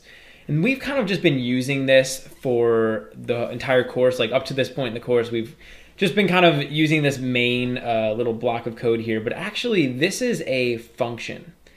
And sometimes you'll hear people call this a method as well. So function and method are two words that essentially mean the same thing. But generally in C, we're going to refer to these as functions. But this is called the main function. And the main function is basically a function that's going to get executed when we start running our program. And so we've already been using a function, this main function, but if you want, we could actually create other functions in our program. So I'm gonna show you guys how to do that. So let's go down and we're gonna go here outside of this function. And the way you can tell we're outside the function is we're outside of this ending curly bracket. So down here, I'm gonna create a function. And when we create a function, we actually have to give C a couple pieces of information. The first thing we have to tell C is the return type of the function. And so actually we're going to talk more about return type in the next tutorial, but for now just know that return type is basically the type of data that the function is going to return to the user. So sometimes your function can actually give information back to whoever calls it. In our case though, we're just going to say void, and void basically means that this function isn't going to return any information. That's the first thing that you have to tell C. The second thing we have to do is give this function a name. And generally when we're naming a function, we're going to want to name the function according to what it does. So in our case, we're going to create a function that says hi to the user. So I'm just going to call this function say hi because that's what it's going to do. It's going to say hi. Whenever I create a function now, I want to make an open and closed parentheses, and I'm going to make an open and closed curly bracket. So now, any code that goes in between these curly brackets is going to be considered code that's inside of this function. So let me show you guys. I'm just going to make this a very simple function. We're going to do one thing inside of here. We're just going to make a printf, and we're going to print out hello user. So I've created my function. It's called say hi. And inside of this function, we're just printing out hello user. So now let's go ahead and run our program and see what happens. So I'm just going to build and run my program. But you'll see up here that hello user doesn't get printed out, right? In other words, I came down here, I said printf hello user, but this didn't get printed out. And this is the first lesson with functions, is that in order to use the code inside of the function, we have to call it. Calling a function basically means we're telling C that we want to execute all the code inside of it. So if I want to execute this code, I can call this function. And the way that I do that is just by typing out the name of the function and an open and close parentheses. So now, instead of just printing out nothing, C is actually going to go over here and execute all the code in the say hi function. So let's run our code, and you'll see now we're printing out hello user. So the difference between this main function up here and this say hi function is this main function is a very special function, right? When we run our program, this main function basically gets called. Then if we want to use other functions, we can call them from inside of this main function. And that's sort of how this is going to work. So also I want to show you guys one other thing. I just want to illustrate the flow that these functions take. I want to show you guys how these get executed by the program. So I'm printing out top and I'm printing out bottom, and I'm calling say hi right here. So now I'm going to run my program again, and you'll see we're printing out top, then we're printing out hello user, then we're printing out bottom. And this might have looked a little bit better if I put new lines, but essentially what's happening is when C goes to execute this program, it's going to execute this first line of code, printf, so it's going to print out top. Then we're telling C that we want to call the say hi function. C is now going to jump over here to the say hi function, and it's going to execute all of the code inside of here. So in this case, we just have one line of code, but I could put any number of lines of code inside this function. So if I had like 5 lines of code, it would execute all 5 of those lines of code. Then it's going to jump back up here, and it's going to move on to the next instruction. So that's kind of how that works. And that's sort of the basics of writing functions. Anytime you have a block of code or a bunch of code that does one thing, or that you want to kind of encapsulate into its own little container that you can call, you can put it inside of a function, and then whenever you want to access it, you just call it. But these functions can actually do a lot more. So one thing we can do is we can give these functions some information. So I can actually give this function a piece of information, and it can use that information to do different things. This is what's called a parameter. And a parameter is basically just a value that we give to a function. So let's say in this say hi function, instead of just saying hi to the user, we wanted to say hi to someone specifically. Well, I can actually come down here in these parentheses, and I can specify a function parameter. And I can specify a parameter a lot like I would specify a variable. So I could say, for example, char name and an open and closed square brackets. And basically what I'm saying down here is this say hi function is going to take as a parameter, in other words, as an input, a string of characters called name. And what I can do is I can come down here and I can actually print that out. So I could say %s and we could print out name. Now, over here when I call this say hi function, because I specified that it's going to take a parameter, I have to give it a string. So I could give this a string like Mike, like I'll put my name in here. When I call this say hi function now, I'm passing the value Mike into this function. So Mike is gonna get stored inside of this name array, and we're gonna be able to print it out down here. Let's go ahead and run our program, and you'll see it says, hello Mike. So instead of saying hello user now, we're able to customize what it says. The cool thing about this is I could copy this line of code. Like I could call this function a bunch of times with different names. Actually, I'm gonna put a new line down here so this is more obvious. So I could say hello Mike, hello Tom, hello Oscar. Now when I run my program, it's saying hello to each of these different people. And because we define the function and we can pass it different names. And depending on what we pass it, depending on the parameter that we give it, it'll perform its task a little bit differently. You can also specify multiple parameters. So let's say in addition to accepting the name as a parameter, we also accepted their age. So I could say char name, and then down here I can specify int age. And now we're basically saying that this is going to take an age as well. So I could say hello, and then I could say you are, and we'll say the age. So now over here, instead of, in addition to just saying name, we can also say age. So now when I run this function, and when I call it, I have to also give this an age. So we could say like 40, 23, and 70. And now this is gonna print out all of that information for us. So hello Mike, you are 40, hello Tom, you're 23, hello Oscar, you're 70. And you can pass as many parameters as you want into one of these functions. You always just have to make sure though that you're passing a parameter when you're calling the function, just like that. So that's the basics of using functions, and in the next tutorial we're going to talk about this guy over here, which is the return type, and we're going to look at how we can get information back from a function. In this tutorial, I want to talk to you guys about return statements in C. A return statement is a special line of code that we can include in our functions, which will allow them to return information back to whoever called them. So I can write a function and then I can have that function give information back to whoever called it. That could be information like the result of some operation, or it could be a message telling whoever called it how the function went. It could be anything like that. So I'm going to show you guys basically how we can do that, and I'll just give you an overview of like return types and all that stuff.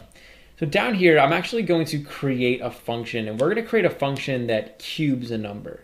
So when you cube a number, generally you take it to the third power. So I could say like 2 raised to the third power, which is the same as just saying 2 times 2 times 2. This would be cubing a number, right? You're taking it to the third power. So I'm going to make a function that's going to do that. Basically, this function will accept one parameter, which is going to be a number, and it'll cube that number. And then once it's done cubing the number, it'll give that value back to the caller. And you guys will see how that'll work. So I do want to point out one thing. Whenever we are returning values in our function, so if you're going to write a function that's going to return a value, you always want to put it above the function that's going to be calling it. So for example, like this main function down here, this is the first function that executes. So any code we put in here is going to get executed first. If I want to return a value with my function, I'm going to define the function here above the main method. And there's a couple reasons why we want to do that. Essentially, it'll just make sure that everything works correctly. So we want to make sure that we define this function before we actually call it down here and get a value back. So the first thing that I need to tell C when I want to create a function is what type of data I want to return. If you've been following along with this course, you'll know in the last tutorial we used the void return type, which basically means we weren't going to return any information. But now we want to actually return information, right? So we want to cube a number, so why don't we return a double? And you can put any data type here you want. You could also put like int or a character or a character array. But let's just do double, and we're going to give this a name. So I'm going to call this cube, and I'm going to make an open and closed parentheses. And inside of this parentheses, we're going to allow this method, or we're going to allow this function to accept one parameter as input. So it's just going to be another double, and we'll call it num. So basically what we want to do is we want to cube num, and we want to give that value back to the user. So over here, I'm just going to create a variable. It's just going to be another double called result, and I'm going to set it equal to num times num times num. So basically this variable result now represents or now stores the cubed value of num. All we need to do to return this value now is just say return result. And this return keyword is basically going to do a couple things. The first thing it does is it breaks us out of the function. So wherever we put that return keyword, it's going to break us out of the function, and it's going to return this value back to the caller. So down here, we can actually call this function. So actually what I want to do is I want to print out the answer that we get back. So I can do printf, and in here I'm just going to say answer, and we'll print out the answer. So %f. So I'm using %f because we're expecting to get a double back from here. Remember, double is the return type. And over here, I can just say cube, and we'll pass in a number. Let's pass in 3.0. Essentially, what's going to happen now is we're going to call this function. All this code's going to execute, and this function is going to get a value back, basically the value of cubing 3.0. So normally, like in the past in this course, when we wanted to print out a number, we'd have to put like 4 or 76 or whatever. We'd have to put a number right there. But we can just call this function because eventually this is going to get a number back anyway. So this will contain a number after the function's done being called. So I can actually just run my program now, and this is going to print out the result of cubing 3.0. So you'll see down here we get 27.0000. So 3 cubed is 27. 3 times 3 is 9. 9 times 3, 27. So looks like our cube function works. Let's try it with another number. Why don't we do 7? So let's run this again, and we get 343. I'm guessing that's right. So basically what we did is we created this function, and we used this return keyword, and we returned back to the caller the value of cubing the number. And that's really cool. And actually, so we can make this a lot simpler. So I could actually just get rid of this result variable, and I could just straight up return num cubed, and this is going to do the same exact thing. So we should get the same answer. Yeah. So this can be really awesome. And one thing I want to point out is this return keyword will actually break us out of the function. So if I came down here and I said like printf, and I printed out like here, this code is actually never going to get executed. So if I was to run my program, you'll notice that it's not printing out here. So that never gets printed out. In other words, this line of code down here, printf here, this never gets touched. Because when we use this return keyword, this breaks us out of the function. So whenever C sees this return keyword, it just exits the function and goes back down here to the normal program. So just keep in mind that you can't really put any code after you use this return keyword because it will break you out of the function. And I actually want to talk to you guys about one more thing really quick. You'll notice up here I'm creating my cube function above the main function. So I actually created this above here. And the reason that I did that was because if I was to move this down here below the main function, and I try to run my program, you'll notice that we're getting an error over here. And actually, if we look at the error down here in the output, it says error conflicting types for cube. Now, essentially what's happening is when I create this function down here below this main method, when the main method over here tries to call it, it actually doesn't know about this function yet. Like it doesn't necessarily know like what this function is, what it's going to return, and what parameters it's going to take because we created it after we created this main method. So what I can do is actually something called prototyping. And when I prototype, it'll allow me to create this function below this main function without getting this error. And basically when you prototype, I'm basically just going to write out the function signature. So we would call this like the signature, basically the return type and the parameters and the name. So if I was to put this up here and put a semicolon, now when I run my program, you'll see that we're not getting this error anymore and we're actually getting the answer back. So this is a way that you can create functions below that main function without having any problems. And basically any functions that I created, I could put another prototype up there at the top and it's gonna be fine. In this tutorial, I'm going to talk to you guys about if statements in C. Now, an if statement is a programming structure which we can use to help our programs to make decisions.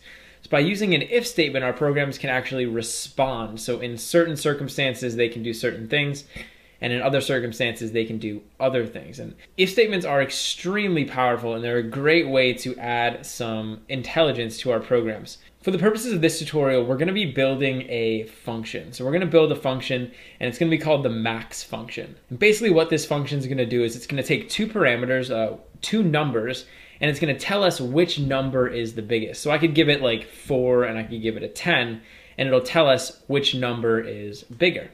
Let's go ahead and do that. I'm going to make this function up here, and it's going to return an integer, and I'm just going to call it max, and it's going to take as parameters two integers. So it's going to take an integer num1, and it's going to take another integer num2. And now we'll just make the actual function body. So inside this function, our job is to figure out whether num1 is the biggest or num2 is the biggest, and we're going to return the biggest to the caller. So the first thing I'm going to do is create a variable, and it's going to be an integer, and I'm just going to call it result. And I'm not going to give it a value right away. And what we need to do in this function is we need to figure out which one's bigger. We need to figure out if num1 is the biggest, or we need to figure out if num2 is the biggest. And this is a perfect situation to use an if statement. An if statement allows us to check a certain condition, and if that condition's true, we can do one thing, and if the condition's false, we can do another thing. So down here, I'm going to use an if statement. I'm basically just going to say if, and then we're going to make an open and closed parentheses, and I'm going to make an open and closed curly bracket. Now, inside of here, inside of these parentheses, we need to specify a condition. This is something that's either going to be true or false. If the condition inside of these parentheses is true, we're going to execute the code inside of these curly brackets. If it's false, then we're just going to move on. So in order to tell whether or not num1 is bigger than num2 or num2 is bigger than num1, we can actually compare them. So down here, I could say if num1, and I can use this greater than sign, num2.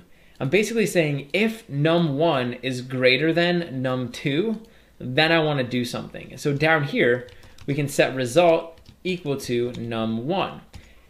If this condition's true, then we're going to do this. So only when num1 is greater than num2 are we going to set result equal to num1. So basically by using this if statement, we're able to tell which one is bigger. But here's the thing, what if num1 isn't greater than num2? What if num2 is greater than num1? Well, I can use something called an else statement. So I could come down here and I could say else, and I don't actually need to use an open and close parentheses. I can just make an open and close curly bracket, and the code inside of this else block is going to execute if the condition up here is false. So if this condition is false, if num1 is not greater than num2, then we can just set result equal to num2. And then down here, finally, we're going to return result. So depending on whether or not this is true, result is either going to set equal to num1 or it's going to be set equal to num2. So let's go down here into our main method, and why don't we call this? So I'm actually going to print out the result. So I'm just going to say printf, and we're going to be printing out an integer. And over here, I'm going to call this function. So I'm just going to say max, and I'm going to pass in two numbers. So we're passing a 4 and we'll pass in a 10. So I'm passing in a 4 and I'm passing in a 10, and this is going to return to us whichever one is bigger. In other words, this should return 10. So let's go ahead and run our program. And you'll see over here we're returning 10. So we got the value of 10 back from this function. Let's try it with the other numbers. So let's make the first number bigger. So now we have 40 and 10. So this should give us 40 back. Awesome. So over here we have an awesome function, right? We're basically checking to see if num1 is greater than num2. If it is, then we're going to return num1. Otherwise, we're going to return num2. And it's important to note that even if I made these equal, so if I would made it 40 and 40, we're still going to get back the correct answer. So it's still going to give us 40 back. So this is the basics of using if statements, right? We say if we specify a condition, if that condition's true, we're going to execute this code. If that condition's false, we're going to execute this code down here. And that is an extremely powerful structure in our programs. And we can really use this to respond to different input, right? So depending on what the user puts in num1 and num2, we can do different things. But this is just sort of the beginning, so why don't we try to make this function a little bit more complex. So down here, we're allowing the user to input 2 parameters, so we're accepting 2 parameters into this max function, num1 and num2, and we're able to spit out which one is bigger. But let's up the ante a little bit. What if we wanted to accept 3 parameters? So instead of just passing in 2 numbers, we wanted to be able to pass in 3 numbers and have the max function spit out the biggest. So over here, we can modify this max function. So I'm just gonna make another parameter. So I'm gonna say int, and we'll call this one num3. So now this function is accepting 3 parameters, num1, num2, and num3. But in order to figure out which one of these is the biggest, we're actually gonna need a more complex if statement. So I'm gonna get rid of this, and let's just start from scratch. So let's think about this. How can we figure out which one of these is the biggest? Well, what I would recommend is we could say if num1 is greater than num2 and num1 is greater than num3, then we know num1 is the biggest, right? So if num1 is bigger than num2 and it's bigger than num3, we know it's the biggest. If num2 is greater than num1 and num2 is greater than num3, then we know num2 is the biggest. And otherwise, we can just say that num3 is the biggest. So I'm gonna show you guys how to do this, and we're actually gonna be introducing a couple more concepts for if statements. So I'm just gonna say if, and I wanna check a condition. So I basically wanna see if num1 is greater than or equal to num2 and num3. So down here I can say num1 is greater than or equal to num2. And now I also wanna check to see if num1 is greater than or equal to num3. Because if num1 is greater than or equal to num2 and it's greater than or equal to num3, we know num1 is the biggest. So I can use this special signal here. This is called a logical operator and basically this is going to allow us to put another condition in here. So I could say num1 is greater than or equal to num3. Basically what this and does is it allows us to put 2 conditions so we can check 2 things, and this whole thing is only going to be true if this condition's true and this condition's true. So if one of these guys is false, then this if statement isn't gonna get executed. So down here, I'm just gonna open this up, and if this is the case, then we wanna set result equal to num1. Because if num1's greater than or equal to num2, and num1 is also greater than or equal to num3, then we know num1 is the biggest. But here's the thing, we also want to check to see if num2 is the biggest. So if this is false, we also want to check to see if num2 is the biggest now. And we can use something called else if. So down here I could type out else if, and I can make another open and closed parentheses. And inside of these parentheses, we can actually check another condition. So if this stuff up here, if this condition's false, then else if is saying, let's come down here, let's check another condition. So here I want to do basically the same thing. I'm going to check to see if num2 is greater than or equal to num1 and num2 is greater than or equal to num3. So if this condition is true, if num2 is greater than or equal to num1 and it's greater than or equal to num3, then we know for a fact that result is going to be num2 because that's the biggest. Now finally down here we can just say else, and we can make another open and close curly bracket. And remember, this code is going to get executed when neither of these conditions is true. So here we can just set result equal to num3. So let me walk you guys through this one more time. Up here we have this if statement. And in addition to checking to see if num1 is greater than or equal to num2, we're also using this special operator called and we're checking to see if num1 is greater than or equal to num3. If that's the case, then result is going to be equal to num1. Otherwise, if this condition is false, then we're going to come down here and we're going to check this other condition. So we're going to check to see if num2 is bigger than num1 and if it's bigger than num3. If that's true, then we're going to do this. Finally, if neither of these conditions up here is true, we're just going to go ahead and set result equal to num3. And then we're going to return result. So this looks good to me. Let's test this out and we're going to see if it works. So now when we call max, we need to include 3 numbers. So why don't we just do 1, 2, and 3. And this is basically going to spit out the biggest one, which should be 3. So let's run our program. And you can see over here we get 3. So let's try to make one of the other ones the biggest. So we'll make the one in the first slot the biggest. And let's run this again. and you can see that it returns 10. So this function is working.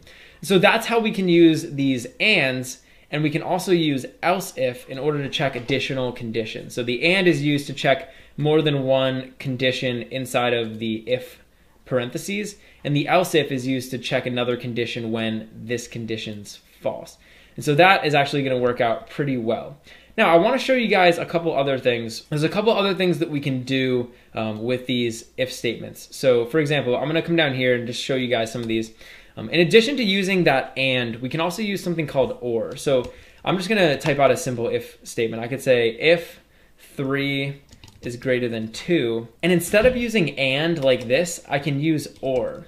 An or is basically going to allow us to check two conditions, and the whole thing is going to be true if only one of those conditions is true. So I could say if 3 is greater than 2 or 2 is greater than 5. So only one of these is true, right? 3 is greater than 2, that's true, but 2 is not greater than 5. So this guy's false. But when we use or, only one of these two conditions has to be true for the whole thing to be true. So if I like printed something out here, like true, now when I run my program, we should print true because we're using that or, and you see that we do. But if I was to make this guy false, so if I made this 3 less than 2, now it's not going to print out true, and we can just print out false. So now we're going to end up printing out false because both of these guys are false. So you can see down here we're saying false. So the difference between and or, when we have and like this, both of these conditions have to be true in order for the whole thing to be true and for us to execute this code. When we have or, only one of these guys has to be true. So that's kind of the difference there. And I want to show you guys a couple other things that we can use. So over here, we're using like a less than sign. So for example, if 3 is less than 2, I could also use a greater than sign. I could use a less than or equal to sign. I could use also a greater than or equal to sign. And if I wanted to check for equality, I could use a double equals. So the double equals will check to see if 3 is equal to 2. We can also use one more, which is this exclamation point. An exclamation point basically means not equals. So I could say if 3 is not equal to 2, then we'll print out true. So down here, let's run this and you'll see that we get true. So yeah, there you go. One more thing I want to show you is how we can negate an entire operation. So for example, if I said 3 is greater than 2, this is going to be true, right? So we'd end up printing out true down here because 3 is greater than 2. But I could surround this whole thing with parentheses, and I could put an exclamation point right before this, and this is called the negation operator, and it's basically going to negate whatever this ends up being. So if this is true, and we put this negation operator here, this whole thing is going to be false. And so now you'll see, because this is true and we're using the negation operator, we're not going to end up printing out true. And you can see we just don't print anything. But if I put a false condition in here, like if I said 3 is less than 2, this is false, but because we're negating it, now it's going to end up being true. So when I run my program, you can see that we get true. So that's sort of the basics of using if statements. And I covered just about everything that you can do. We can use ands, we can use all these different comparison operators, we can use ors, and we can use this exclamation point to negate something.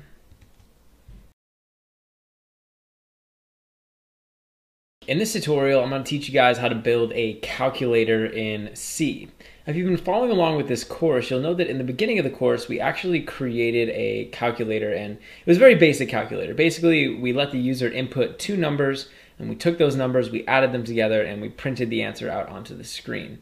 In this tutorial, I'm going to take some of the stuff that we've learned since then and show you guys how we can build a fully functional 4-function calculator. So this calculator will be able to add, subtract, multiply, and divide, and we're going to let the user decide which one they want to do. So we'll let them decide if they want to add or subtract or whatever.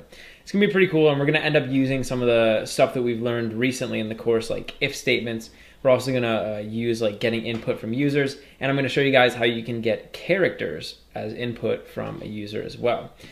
So down here, we want to start making our calculator. Basically what I'm going to do is I'm going to ask the user to enter a number. Then I'm going to ask them to enter an operator like plus, minus, division, or subtraction. Finally, we're going to ask them to enter in a third number, and then we'll, depending on what operator they specify, so addition, subtraction, whatever, we will perform the correct operation and we'll print out the number. So the first thing I want to do is create variables where we can store the numbers and the operator. So I'm going to make some double variables, and I'm just going to call this one num1, and then we'll make another double, we'll call it num2. And finally, we'll make a variable that will store the operator that they enter. So this is just going to be a char, and I'm just going to call it OP for operator. All right, so now we want to actually get input from the user. I want to figure out what numbers they want to use and then what operator they want to use as well. So down here, why don't we get some input? The first thing I'm going to do is I'm just going to print out a prompt. So I'm just going to say enter a number. And now what we want to do is we want to be able to take the number that they give us and store it inside of one of those doubles that we created. So I'm just going to use this scanf function, scanf, and in here I'm going to specify that we want to get a double. So remember, when we're using scanf, if we want to scan for a double, we use lf. And lf is going to scan for a double. And now I'm going to use a comma, and we'll put the variable that we want to store in here. So I'm going to use this ampersand, and I'm just going to say num1. So this is exactly what we need to do to be able to get the user's input and store it into num1. The next thing we want to do is get the operator. So I'm going to type out another prompt, and I'm just going to say enter operator. Basically, they'll be entering in plus sign, minus sign, asterisk, or forward slash, depending on what they want to do. And again, now we're going to scan for a character. Now, when we're scanning for a character in scanf, and I actually don't think I've talked about this yet in this course, we want to do something special. So I want to put a % and a C, but before I put %C, I want to put a space. So whenever we're getting a character from the user using scanf, we always want to put a space right here before %C. Otherwise, it's not going to work. And again, we want to store this in that OP variable. So I'm just going to say OP. And one more time, we're going to get another number. So I'm just going to copy this. We'll paste this down here. And we're going to get this one for num2. So now we should have all of the input for our program. So I'm getting the first number, I'm getting the operator, and I'm getting the second number.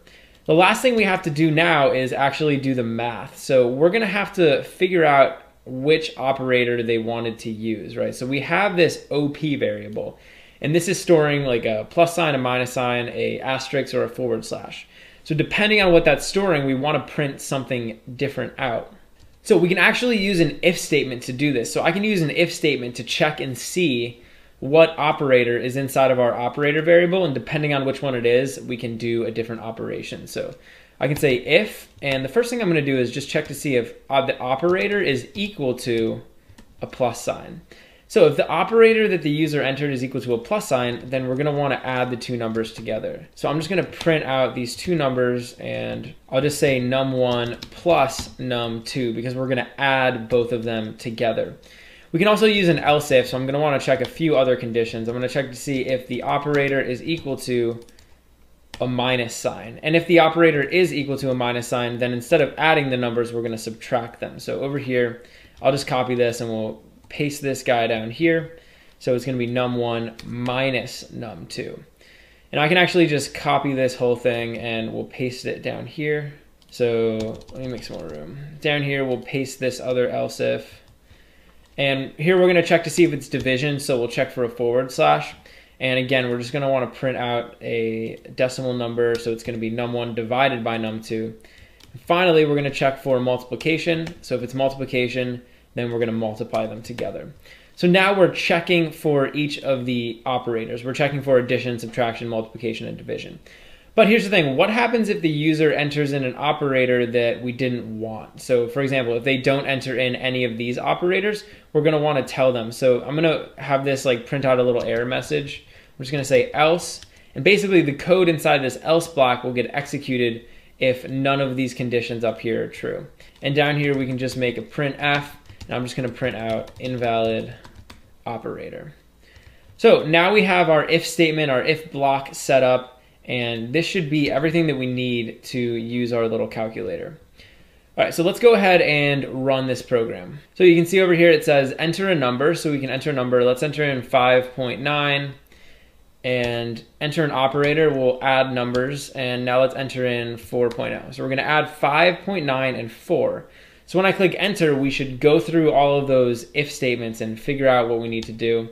And you'll see over here that we're adding 5.9 and 4 together, and we're getting 9.9. So looks like the program worked. Let's try it again. We'll try another operator. Why don't we try to multiply some numbers? So let's multiply 6 and times, I don't know, 5.7. So we get 34.2. That seems about right. All right, and then one more time we'll run this, and I want to try to enter in an invalid operator. So we'll say like 5.7, and I'm just going to enter in a G. So that's an invalid operator. That's not going to work. And I'll enter my number. Let's do 8.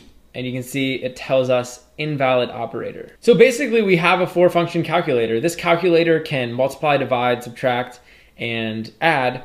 And if you don't enter in a correct operator, it's smart enough to yell at you and tell you that you have an invalid operator. So this seems to work pretty well. I'm pretty happy with it. And you can see down here, like, this is a perfect situation for using something like an if statement, right?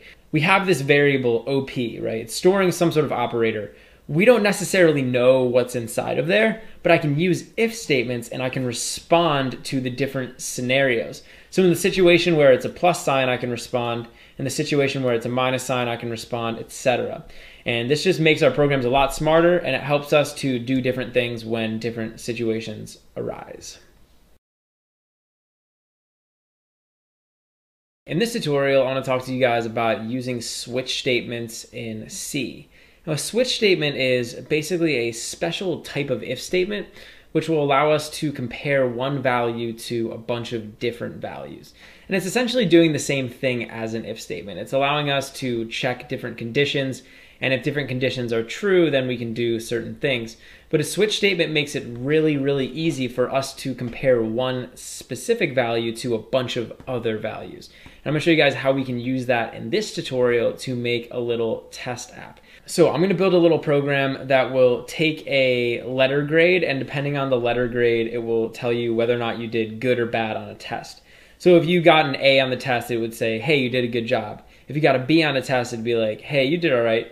If you got an F on a test, it'd tell you that you failed the test. So we're basically gonna have a variable where we'll store a grade that you would have gotten on a test, and we'll be able to respond to that grade using a switch statement. So it's gonna be pretty cool.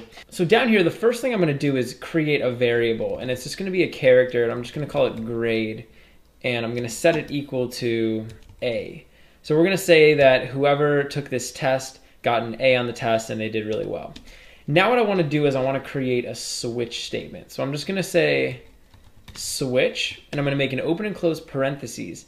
And inside of this parentheses, I'm gonna put grade. So I'm just gonna put grade, and I'm gonna make an open and close curly bracket. So this is sort of like the basic structure for our switch statement. Now, here's what I'm basically gonna do. I'm gonna take this variable here that I passed into the parentheses, grade, and I'm gonna compare it to a bunch of different values. So I'm gonna take this and I'm gonna see if it's equal to one value, then I'm gonna see if it's equal to a different value or a different value or a different value. And depending on the value that it ends up being equal to, we're gonna do something different. And these are what are called cases. So down here I can say case, and I just wanna type out a character. So for example, I could put A right here, and then I'm gonna put a colon.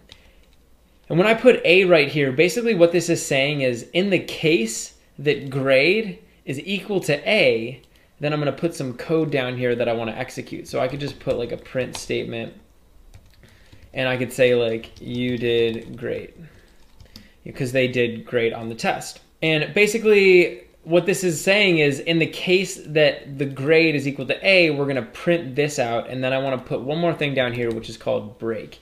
And I'm gonna explain what break does in a second. So I could make one of these little case statements for every possibility. So for every possible grade that we could get. So I'm actually just gonna copy this whole thing, and I'm gonna paste it down here. So now I can put a B in here. So we're saying in the case that the grade is equal to B, I'm gonna say you did all right. And then we're also gonna break. And down here, I'm gonna make another one. So I'll say case, and this time we'll make it C. In the case that they get a C, I'm gonna print out poorly. And there's a couple more that we can check. So we can check if they got a D or an F. So in the case They got a D. And I forgot to put a break statement here. And I'm going to put one down here too. And finally, we're just going to do one more for if they failed the test. So I'm just going to say in the case that they got an F, we will print out you failed. So essentially what I'm doing here is I'm writing out all of these different cases. So I'm saying in the case that you got an F, I'm going to print out you failed. In the case they got a D, I'm going to print out you did very bad. And then we also have this break statement here. And this break statement basically tells our switch statement that we want to leave. So whenever we're executing this switch statement, whenever C is executing this switch statement, it's checking to see if grade is equal to each one of these cases. So for example, let's say the grade is equal to A. It's going to execute this printf. But if I don't put this break statement in here, then it's just going to keep going and keep checking these different cases. So it's always important to put a break statement in there because I basically just want to break out of this switch statement. I don't want to be in here anymore. So finally, we can check one more thing. In the case that the user or that we get an invalid grade. So for example, if someone entered in like a T or a G or something, that's not a valid grade. So I can use something called default. And default is basically like an else. So default is going to execute whenever none of these conditions up here are met. So then I can just put something like invalid grade or something. And this will basically be like, hey, you got an invalid grade. So let's take a look at this switch statement and we'll just kind of talk a little bit more about what it's doing. Basically, I'm passing this in a variable or a value or something, and I'm going to check this value against all of these different conditions. So in the case that grade is equal to A, we're going to print you did great. In the case that B is equal to grade, we'll print you did all right, etc. And this is basically doing what an if statement's doing. So I could replicate this entire statement, this entire switch statement as an if statement. I could write out if, etc., else if, else if, else if. But this just makes it a lot easier so I don't have to constantly write out all of that if statement stuff. So hopefully we did everything right, and let's actually check and see how our program does. So grade is equal to A. Let's run our program and see what our message is. It says, hey, you did great because we got an A. If I made this an F instead of an A, now it should tell us that we failed. So it says you failed. If I made this a C, it'll tell us that we did poorly. And it says you did poorly. So this is a super easy way for us to check one single value against a bunch of different conditions. And that's really the point of a switch statement, is you're checking one single value like grade against a bunch of other values. And that's where it can be extremely useful. So consider using the switch statements. They're not appropriate in every situation. And there's, I'd say, like very select few situations where switch statements will come in handy. But when they are appropriate, switch statements will save you a lot of time and a lot of hassle. In this tutorial, I want to talk to you guys about structs in C. Now, a struct is a data structure where we can store groups of data types. So inside of a struct, I could store like an integer alongside of a string, alongside a character, alongside a double. I could store all these different data types in one single data structure. And there's tons of uses for structs. And one of the things we can do with them is model real-world entities. So I could basically like model something in the real world inside of my program. And I'm going to show you guys how to do that in this tutorial. We're going to be looking at how we can use a struct to represent a student inside of our program. So imagine we were writing a piece of software that was using like students. So it was like storing records of students or something. I could use a struct to represent a student in my program. So over here in my program, I'm just going to come up here above the main method, and I'm actually going to create a struct. You guys will see like how these work and how we can use them. So I'm just going to say struct, and over here I'm going to give this a name. So I'm going to call this student. And a lot of times in C, when we're making structs, you're going to give them a capital letter just like that. And I'm going to make an open and closed curly bracket. Now, inside of this struct, I can start specifying what types of data are going to make up a student in my program. So basically I can define like different attributes of a student and place them in here. And this will kind of act as a template, and you'll see how we can use this later. So let's think about different attributes of a student. Well, one thing would be like the student's name. So I could say char name and I'm going to make this an array of characters. So this is going to represent the name. And actually, why don't we give this a number? So I'm going to say 50. So this string can hold 50 characters maximum. And now we're going to make another one for major. So we're going to want to store the student's major. And again, we'll make this 50. I also want to make an integer for the student's age and a double for the student's GPA. So I have this struct student, and in here I have a bunch of attributes of a student, right? I have like the student's name, their major, an integer that stores their age, and a double for their GPA. Essentially what I did was I created like a type of student data type. So I basically am allowing myself now to represent a student inside of my program. So let's come down here to this main method and I'll show you guys how we can use this. So I can basically create an instance of this student structure. So I can create like an actual student inside of my program. And the way that I do that is just by saying struct, and I want to type out the name of the struct that I want to make. In our case, it's going to be a student, and I want to give this a name. So I'm just going to call it student1. And I can just use a semicolon here. Basically what I did now was I created a container called student1 that's going to be able to store a name, a major, an age, and a GPA. So if you're familiar with arrays in C, you'll know an array is a special structure that can hold multiple pieces of information, but all of the pieces of information inside of an array need to be of the same data type, and also they don't have names. With a struct, I can have a bunch of different data types like this, and I can also give them names like name, major, age, and GPA. So now let me show you guys how we can assign some values to these. So for this particular student, student1, I can give them a name, I can give them a major, a GPA, and an age. So I could say student1.age, and I can set this equal to something. So I could say, let's say student1's age is 22. So basically inside of this student1 container, I'm saying the age of this particular student is going to be 22. I can do the same for the GPA. So I could say student.GPA is equal to, maybe they have a 3.2. So I'm saying this particular student's GPA is a 3.2. I can also do the same thing for those strings. So for the name and the major. Now, here's the thing about working with strings. Remember in C, a string is actually just an array of characters.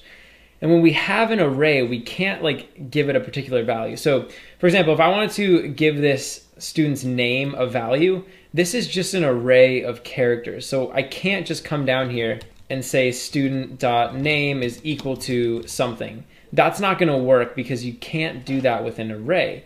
I can use something called the string copy function. And this is a function that will take a string and it'll give it a value that we specify. So it'll basically do what we want to do, like what we did over here with the age and the GPA, but with the name. So I could say like strcpy, and inside of here I need to pass this two parameters.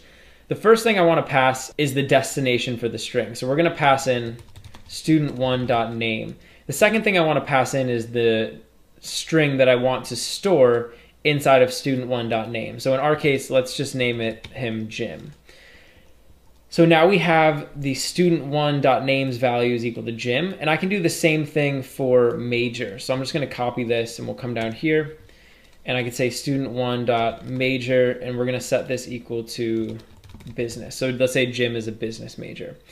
Essentially what I've done here is I've created a student, and that student had all the attributes that we defined up here. So this particular student had a name, a major, an age, and a GPA. And I gave all of those values. So I assigned this student1 an age of 22, a GPA of 3.2, etc. So now what I can actually do is I could print out all of these different values that are stored inside of this structure. So if I wanted, for example, I could like print out the GPA. So I could print out student1.GPA, and now we're going to be printing out 3.2. And actually, it looks like I have a typo here. This should be student1, not student. All right, so here we're printing out 3.2, so we're printing out the value of the student's GPA. I could also print out like their name, so why don't we do that? Student1.name, and now this is going to print out Jim. So you see we print it out over there.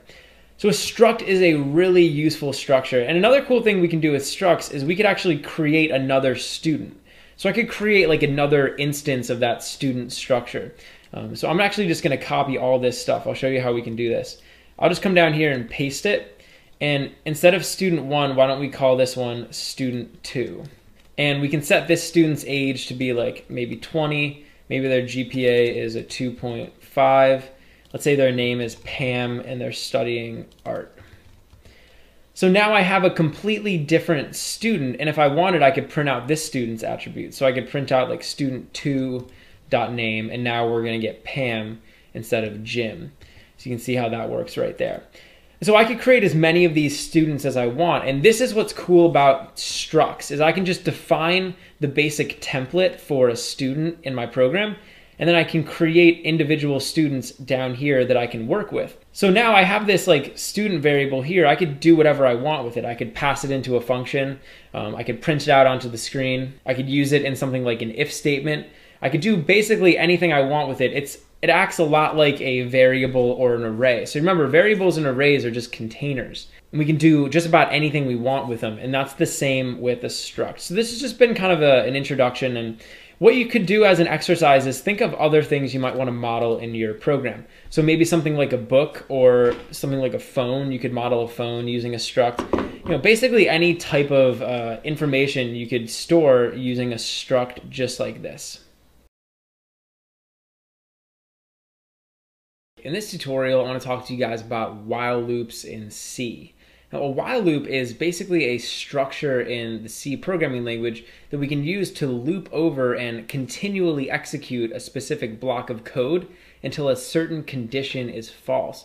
So I can specify a condition, and then I can basically just loop over a bunch of code until that condition is no longer true.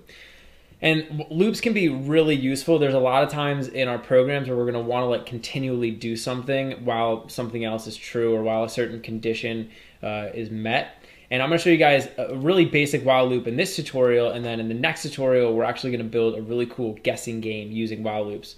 So it should be pretty fun, and you should get a pretty good idea of like how these things work. The first thing I want to do, and this isn't directly related to creating a while loop though, is I want to create an integer. So I'm just going to create an integer called index, and I'm going to set it equal to 1. Now what I want to do is I want to actually create a while loop, and you guys will see where this index comes into play. So in order to create a while loop, I can just type out while, an open and close parentheses, and then an open and closed curly bracket. And this is basically like the outline, sort of like the template for our while loop. Basically how this is going to work is up here in these parentheses, I'm going to specify a condition. And as long as that condition is true, I'm going to loop through all of the code inside of these curly brackets. So inside of these curly brackets, I'm going to put a bunch of code, and as long as the condition in these parentheses is true, I'm going to execute all that code.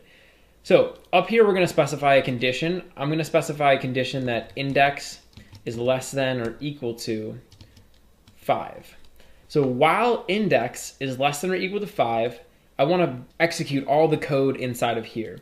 So I'm going to put some code in here. The first thing I'm going to do is I'm just going to print out the value of index. So over here, I'm just going to say we want to print out an integer, and I'm just going to print out index. So we'll be printing out index, and actually, why don't we print out a new line every time too?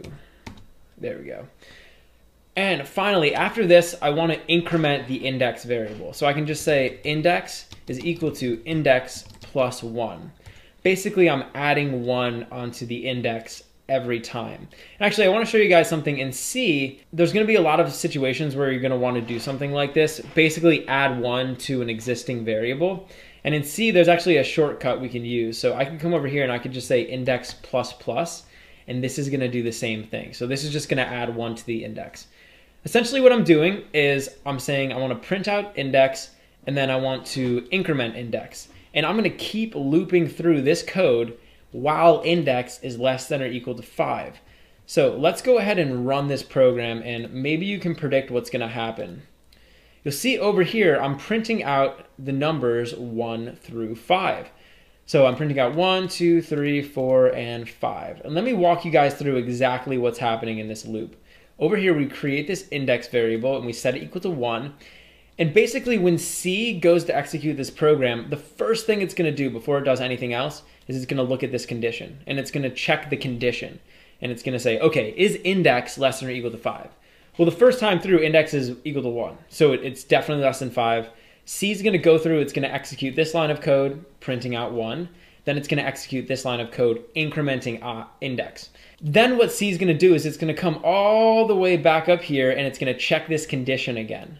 So it's going to say, okay, is index less than or equal to 5? And index at this point is equal to 2, so it's less than 5. So it's going to go through, execute this line of code, execute this line of code. Now index is equal to 3, and C is going to go all the way back up to the top. It's going to check this condition again. So before C goes through this loop, it's always going to check the condition first. So before it's allowed to go and execute that code again, it has to check the condition to make sure that it's true. Eventually, we're going to get to a situation where index gets incremented, and it gets incremented up to 6.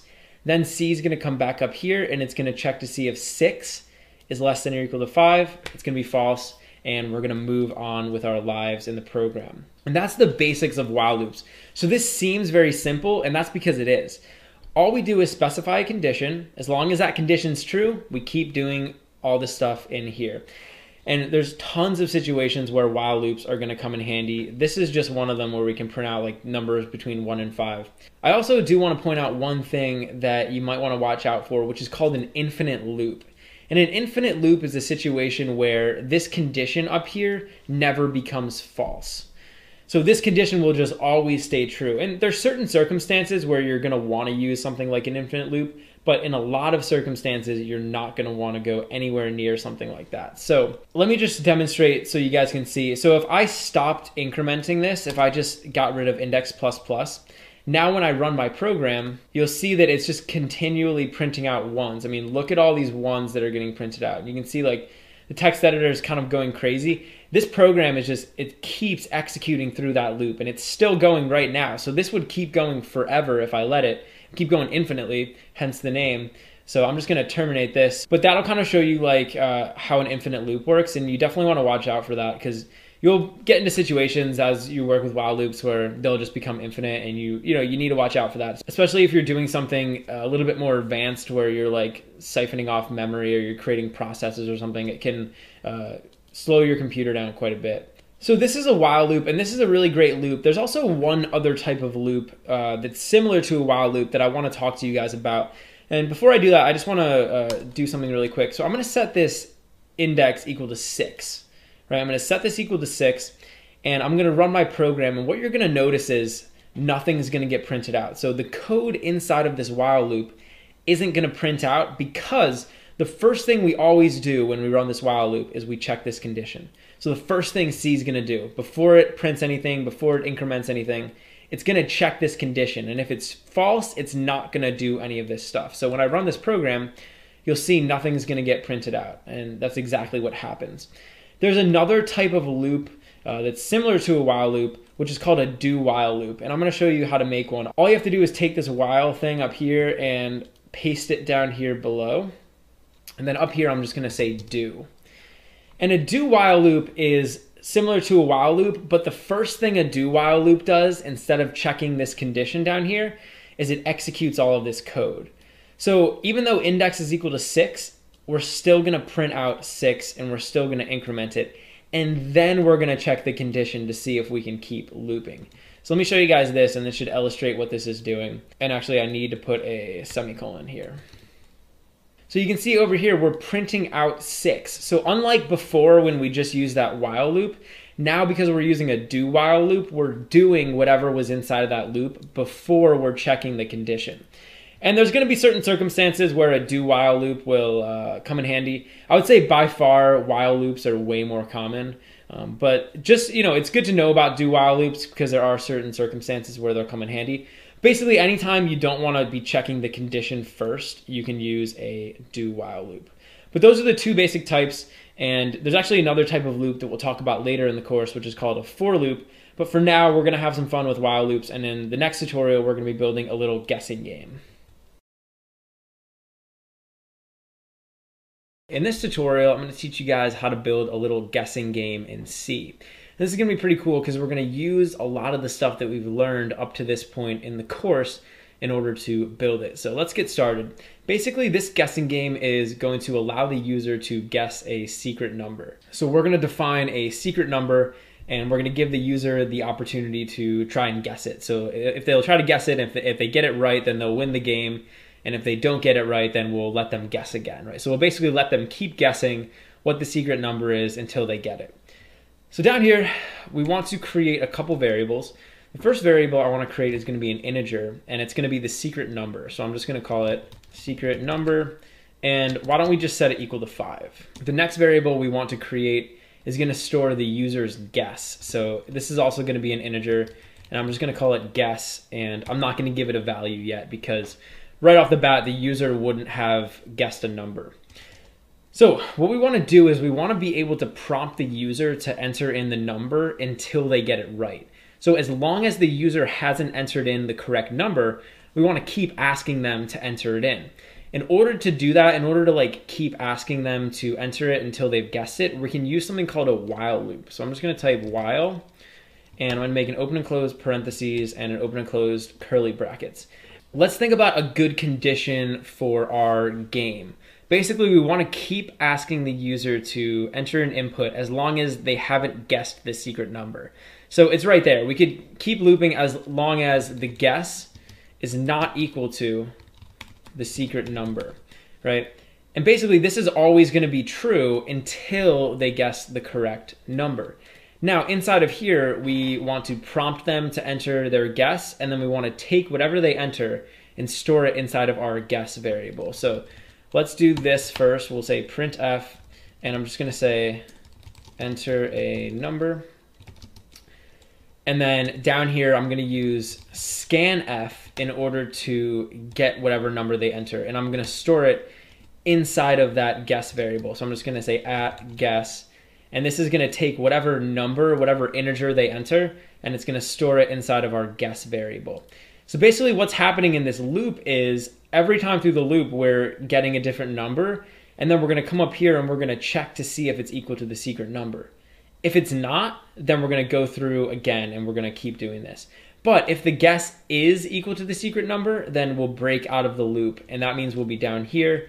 So I'm just going to print out a success message, and I'll basically just say hey, you win. All right, awesome. So you can see this isn't actually that many lines of code. I mean, it's probably 10 lines of code to write out this whole thing. And it looks like everything's set up, so this should actually work properly. So let's try to run this, and we'll see if we can guess the secret number. So remember, secret number is 5. So I'm going to run the program. It says enter a number. So let's just kind of botch the guesses. 2, 7, 8, 9, 3. So you'll notice I can keep entering in numbers, and it'll keep prompting me to enter a number as long as I haven't guessed it correctly. So now let's type in 5, and remember 5 is the secret number. And when I click enter now, that loop condition is going to end up being false, right? Because the guess is going to be equal to the secret number, and it's going to execute, and it's going to say, hey, you win, right? So we broke out of that loop. We executed the print statement that said you win, and the program terminated. And that is a really cool little game. So one of the cool things about this game, and it's different from programs that we've written in this course in the past, is it'll keep running essentially infinitely until we enter in that correct guess. So it's going to keep going and keep going and keep asking us to do something and to enter in a value until we entered correctly. So this is pretty cool. Now this is a pretty nice game, and it's pretty simple, but I want to maybe make it a little more complex. One of the things that sucks about our game right now is that the user gets unlimited guesses, right? So basically they can just guess every single number and eventually they're going to get it right, So why don't we do this? We should impose a guess limit. So why don't we say the user can only guess 3 times, and if they can't get the secret number in 3 tries, then they'll lose the game. So let's think about how we can go ahead and add that functionality into this little app. I'm going to walk you guys through how we can do that. The first thing we're going to need to do is we're going to need to create some variables. I'm going to create another variable up here, and I'm just going to call it guess count. And guess count is basically going to tell us how many times the user has tried to guess the secret number. And I'm just going to set this equal to 0 because initially the user will have guessed 0 times. So remember, this guess count variable is basically going to get incremented every time they guess. right? So I'm gonna come down here. Every time we go through this loop, the user is guessing. So every time we go through this loop, I'm gonna increment the guess count. So I'm just gonna say guess count plus plus. And that means every time the user guesses, the guess count will get incremented and we'll have an accurate count of how many times the user has guessed. All right, the second variable that I want to make is going to be another integer, and I'm just going to call it guess limit. And this is going to tell us how many times the user can guess. So this will basically determine like how many guesses the user gets. So why don't we set this equal to 3? I think 3 guesses is a pretty good limit. And finally, we want to create one more variable, and this is also going to be an integer, and I'm just going to call this out of guesses. And I'm going to set out of guesses equal to 0. And out of guesses will basically tell us whether or not the user has any more guesses. And this might not be super clear what this is doing right now, but keep following with the video and you'll see how this comes into play. This is actually going to be really important. So we're actually going to have to modify our code a little bit. So down here, we have this set up so the user can keep guessing as long as the guess isn't equal to the secret number. But we want to be able to limit the amount of times that the user can guess. And actually down here, I'm going to create an if statement. And every time we go through this loop, I want to check and see if the user has any more guesses left. In other words, I want to see if they've reached their guess limit or not. So I'm going to make an if statement and I'm going to check to see if the guess count is less than the guess limit. As long as the guess count is less than the guess limit, that means they haven't guessed as many times as the limit specifies. Basically, they can guess again, right? So down here inside of this if statement, I'm going to put all of this code, and I'm just going to surround this with curly brackets. So basically, the user can only guess the number. This code will only get executed when the guess count is less than the guess limit, when the user has additional guesses, right? When they haven't guessed as many times as the limit specifies. Otherwise though, so if they have guessed too many times, right, if the guess count is either equal to or greater than the guess limit, I'm actually going to set this out of guesses variable equal to 1. So I'm going to say out of guesses is equal to 1. And basically what this is going to tell us is if out of guesses is greater than 0, then that'll tell us that the user is out of guesses. So essentially, if out of guesses has a value that's more than 0, we'll know that they've run out of guesses. And if you ever used any other programming languages before, this is what we would refer to as like a Boolean variable. It's basically storing like a true or a false value, which we're representing with 0 or 1. So if the guess count's less than the guess limit, they can guess again. Otherwise, we're going to say out of guesses is equal to 1. In other words, we're going to say that they're out of guesses.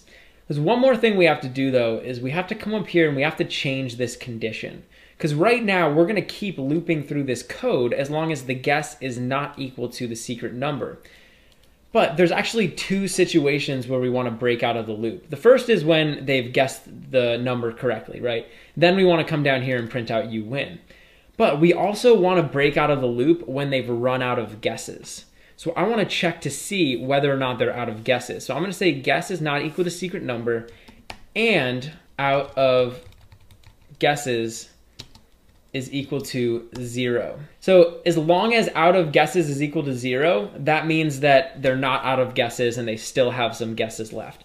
But if the guess count's less than the guess limit and out of guesses gets set equal to 1, then out of guesses isn't going to be equal to 0 anymore. So we're going to break out of the loop. So basically there's 2 scenarios now that will break us out of the loop. Either they get the word right or they run out of guesses.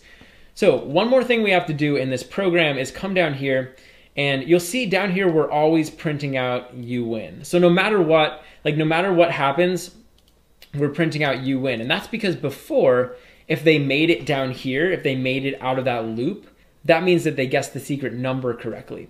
But there's actually 2 scenarios down here where they would have broken out of the loop, where they're either out of guesses or they guessed the secret word. So I want to actually check to see which one we're dealing with. So I'm going to check to see if out of guesses, and I'm going to check to see if it's equal to 1. And if it's equal to 1, that means that they lost and they ran out of guesses. So I'm just going to say out of guesses. Otherwise, though, it means that they won. So I'm going to say you win. And this will basically be like, hey, you won the game. Awesome. So this is a lot of code, I know that. And let's just run this, see how we did, and we'll see if our game's working properly, and then I'll kind of explain all the code to you guys. And actually, you know what? I just noticed a typo. Down here, I said out of guesses double equals 1. This is just have to be a single equals. So we're assigning this a value. So yeah, that was a little typo. I had 2 equals. That needs to be 1. So let's go over here. We'll run our program, and it says enter a number. So why don't we try to lose the game? I'm just going to say 2, 2. And now we're on our third and final guess. If I don't get it this time, that means we're going to lose the game. So I'm going to enter, and you'll see it says out of guesses. So we weren't able to guess it within our 3 tries, and the game told us that we lost. Let's run it one more time. We'll try to win. So I'll say like 2, 1. Now we're on our third and final guess. So if I don't get it this time, we're going to lose. I'm going to guess a 5, and we guessed right, so it's going to tell us that we won. So that's sort of basically how this little program works. And I'm going to walk you guys through one more time. So we have all of these variables up here. Secret number is just storing the number they need to guess. The guess keeps track of what they're guessing each time. The guess count is going to tell us how many times they've guessed the number. Guess limit is going to tell us how many times they can guess. And out of guesses is going to tell us whether or not the user is out of guesses. So down here, we're checking 2 conditions for this while loop. We're checking to see if the guess is not equal to the secret number, and we're going to keep looping as long as out of guesses is equal to 0. Every time we go through this loop, we check to see if the guess count is less than the guess limit. If it is, then we ask them to guess, we increment the guess count. Otherwise, we say out of guesses is equal to 1, and that's going to break us out of the loop. Down here, there's 2 situations. The first situation is that they ran out of guesses. The second situation is that they won the game, and we're using this if statement to check both of those. So that's basically how this works. And this kind of shows you how we can use things like while loops and if statements and also variables together in like one single program. In this tutorial, I'm going to teach you guys how to use for loops in C. Now, a for loop is a special type of loop that we can use in C, which allows us to use something called an indexing variable. And this indexing variable will basically tell us what iteration of the loop we're currently on. And we can use that indexing variable to do a bunch of stuff, like we could loop through an array of items. We could do all sorts of stuff inside of a loop. So down here in my program, you'll see that I have a while loop set up. And I have just sort of a basic while loop. And I want to show you guys what it's doing. So essentially up here I'm saying int I is equal to 1. So I'm giving this integer I the value of 1. And I'm saying while I is less than or equal to 5, I'm going to print out the value of I, and then I'm going to increment I. So this is a very simple while loop. Basically we have this variable I, and every time we go through the loop we're printing it out until it's greater than 5. So let's run this program and we'll see what it does. So you'll see over here we're basically printing out values between 1 and 5. And I want to point out what's actually happening. So the first time that we go through this while loop, we're printing out 1. The second time, we're printing out 2. The third time, we're printing out 3. In other words, this variable I is basically telling us what iteration of the loop we're currently on. So on the first iteration of the loop, I is telling us that we're on the first iteration of the loop, right? The first time we go through the loop, I is equal to 1. Second time we go through the loop, I is equal to 2. Third time, I is equal to 3. So this variable I over here is basically telling us how many times we've gone through the loop. So on the third time, it's telling us 3, fourth time, 4, etc. And believe it or not, this is actually a very useful thing for us to have when we're looping. And so there's a lot of situations where you're going to want to know what iteration of the loop you're currently on when you're looping. So with a normal while loop, like I can basically just specify a condition up here and I can do whatever I want, right? It's very open. You can kind of just do whatever you want with it. But in a lot of situations, and there's tons of these situations, we're going to want to have a variable just like I that will tell us what iteration of the loop that we're currently on, or basically just a variable that's going to keep changing every time we go through the loop. And this is such a common situation in C that there's actually something called a for loop. And a for loop allows us to take all of this code and condense it into its own single loop. So it's taking this situation where we want to have a variable like I, and it's basically allowing us to do it a lot easier and a lot cleaner. So I'm going to show you guys how we can create a for loop. I'm going to come down here below this while loop, and I'm going to create a basic for loop structure. So I'm just going to say for, I'm going to make an open and closed parentheses and an open and closed curly bracket. Now, the difference between a for loop and a while loop is basically going to happen inside of these parentheses. So in the parentheses of a while loop, we have our loop condition or our loop guard, right? This is specifying whether or not we can keep looping through. Inside this for loop, we're going to have 3 different things. So instead of just one loop guard, we're actually going to have 3 different things that we want to put inside of here. So with a for loop, the first thing I'm going to put in here is this variable I. So you'll notice in the while loop, we have our variable I up here, and this is basically allowing us to loop through and keep track of how many times we've gone through the loop. So what I can do down here is I can do something similar. I could say like int I, and I'm not going to give this a value. Inside of here, I'm going to say I is equal to 1. So basically, I'm going to take my variable I, and I'm going to give it an initial value of 1. And now I have my I variable. I have my variable that's going to change every time we go through the loop. The next thing I want to do is include my looping condition. So up here we have I is less than or equal to 5. That's our condition. I can put the same thing down here. So I'm going to say I is less than or equal to 5. The third thing I want to do is increment I. So you'll notice down here, every time we go through this loop, we're incrementing that variable I. I'm going to do the same thing over here in this little third quadrant. So you'll notice I have these little like sections. Here's the first section. We're initializing the variable I. We're saying I is equal to 1. Here we're specifying our looping conditions. So I'm saying we're going to keep looping while I is less than or equal to 5. And over here is a little line of code that's going to get executed every time we go through the loop. So here I'm saying I++. I could also say like I minus minus, and that would decrement I. I could say like I is equal to I plus 2, etc. Like I could do basically anything I wanted over here. Let's just keep it at I++ for now. So you'll see I was basically able to take all of this code and condense it into its own little type of loop. And now instead of having to like print this out and create this variable up here, I can do all of that inside of this for loop. Now I could basically take this line of code, I could paste it down into here, and we essentially have the same thing. So right now, this block of code and this block of code are 100% equivalent. They're doing exactly the same thing. So let's go ahead and get rid of all this code, and let's test out our shiny new for loop. So I'm just gonna run my program. And you'll see over here, we're getting exactly the same thing that we got before. We're printing out 1, 2, 3, 4, 5. So it's the same exact program doing the same exact thing. And that's why for loops are great, because we can take that little structure like where we have an indexing variable and we can use it with something like this. So I want to show you another situation where these for loops can come in handy, and we can use them to loop through all of the elements inside of an array. So actually up here, I have this array that I created. It's called lucky numbers, and I'm just gonna grab this and bring it down here. So we have this lucky numbers array. It has 4, 8, 15, 16, 23, 42. And what I could actually do is I could loop through all of the elements inside of this array from this for loop. So I'm going to show you guys how we can do that. Now let's first off see how many elements we have. We have 1, 2, 3, 4, 5, 6. So we have 6 elements in this array. So what I'm going to do is I'm actually going to say I is equal to 0. And you'll see why we need to do this in a second, but basically array indexes start at 0. So this first element in the array is at index position 0.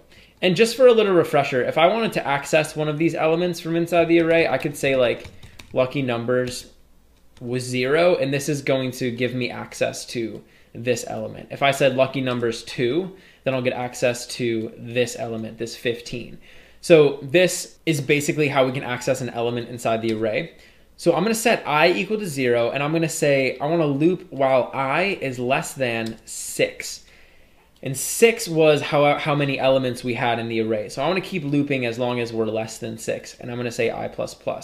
Now, down here, I'm going to do this same exact thing, but instead of printing out I, I'm going to print out lucky numbers I. So I'm going to print out the array element at index position I in lucky numbers. Basically, the first time we go through this loop, we're going to be printing out lucky numbers 0. because I is going to be equal to 0. The second time we go through the loop, we're going to be printing out lucky numbers 1 because I is going to be equal to 1, etc. And we're going to keep doing that until we get all the way up to 5, which is going to be the last element, which is this 42. So let's go ahead and do that. So I need to put this back to I, and let's run this program. So you'll see over here, we're basically doing exactly what I said. So the first time through the loop, we're printing out 4. We're printing out that first element. The second time through the loop, we're printing out 8, which is the second element, 15, 16, 23, and 42. So we're printing out all of those elements in turn as we go through this for loop. And there's a lot of situations where for loops are gonna come in handy, but this is a very, very, very, very common situation where we want to loop through all the elements in an array and either print them out or do something to them, whatever. So that's the basics of working with for loops. And I do just want to say, like, anything that you do with a for loop, you could do with a while loop. I basically showed you guys how we transformed that while loop into a for loop. The thing with for loops, though, is that they're very convenient. So it makes it really easy to do something like this without having to go through all the trouble of creating a while loop. In this tutorial, I'm going to talk to you guys about 2 topics in C. The first topic we're going to talk about are two-dimensional arrays. A two-dimensional array is basically a situation where we have an array where all of the elements in the array are actually arrays themselves. The second thing I want to talk to you guys about is nested loops. So we're going to look at how we can use a looping structure where we have a loop inside of a loop. So it's gonna be pretty cool. And actually these 2 topics can go together really well. And I'm gonna show you guys how we can use nested loops and two-dimensional arrays in order to make an awesome program. So let's get started. The first thing I wanna show you guys is two-dimensional arrays. So down here, we can create a 2D array. And actually the concepts that I'm showing you in this video can apply to multi-dimensional arrays. So not only 2 dimensions, but 3, 4, 5, really as many dimensions as your heart desires. So in order to create a two-dimensional array, I'm just gonna make an array of numbers. So I'm just gonna say int, and we'll give this a name. So why don't we just say nums? And normally when we create an array, after we'd say the name of the array, we'd make an open and closed square bracket.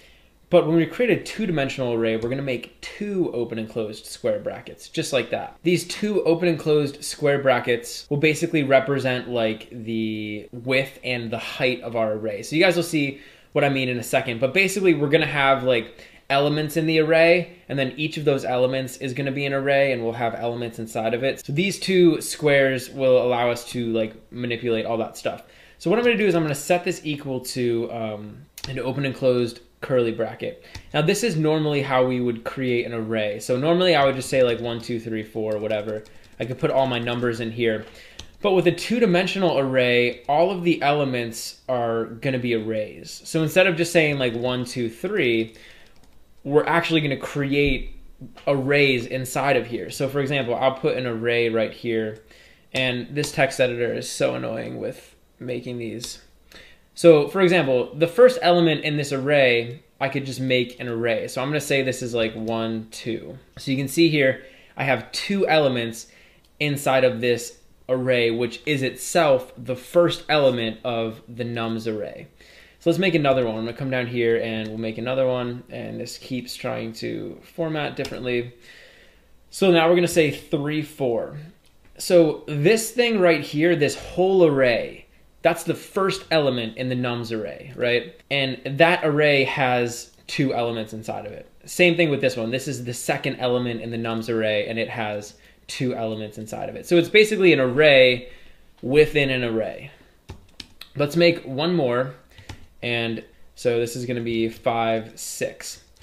So now we have 3 array elements, right? 1, 2, 3. And each of them has 2 elements inside of them. So whenever we create a two-dimensional array like this, we always have to specify the number of elements and then the number of elements inside each array. So in our case, we're gonna have 1, 2, 3 elements in the array, and each array has 2 elements inside of it. So it's gonna look like that. So we would say 3 and then 2. And that's basically how we create it. So now let's talk about accessing these elements. So I'm gonna create a little print statement here, and we're gonna print out some of this stuff. So I'm gonna say %d, and I'm gonna show you guys how we can access individual elements. So basically, I'm going to say nums. And let's say that I wanted to access this top left element, this 1. The first thing I want to do is specify the index where the value that I want to access is stored. So like this would be index position 0, this would be index position 1, this would be index position 2. So we're going to say 0. And then I want to specify the index position of the individual element inside of 0. So I could say like this is element 0, this is element 1. So why don't we access element 0?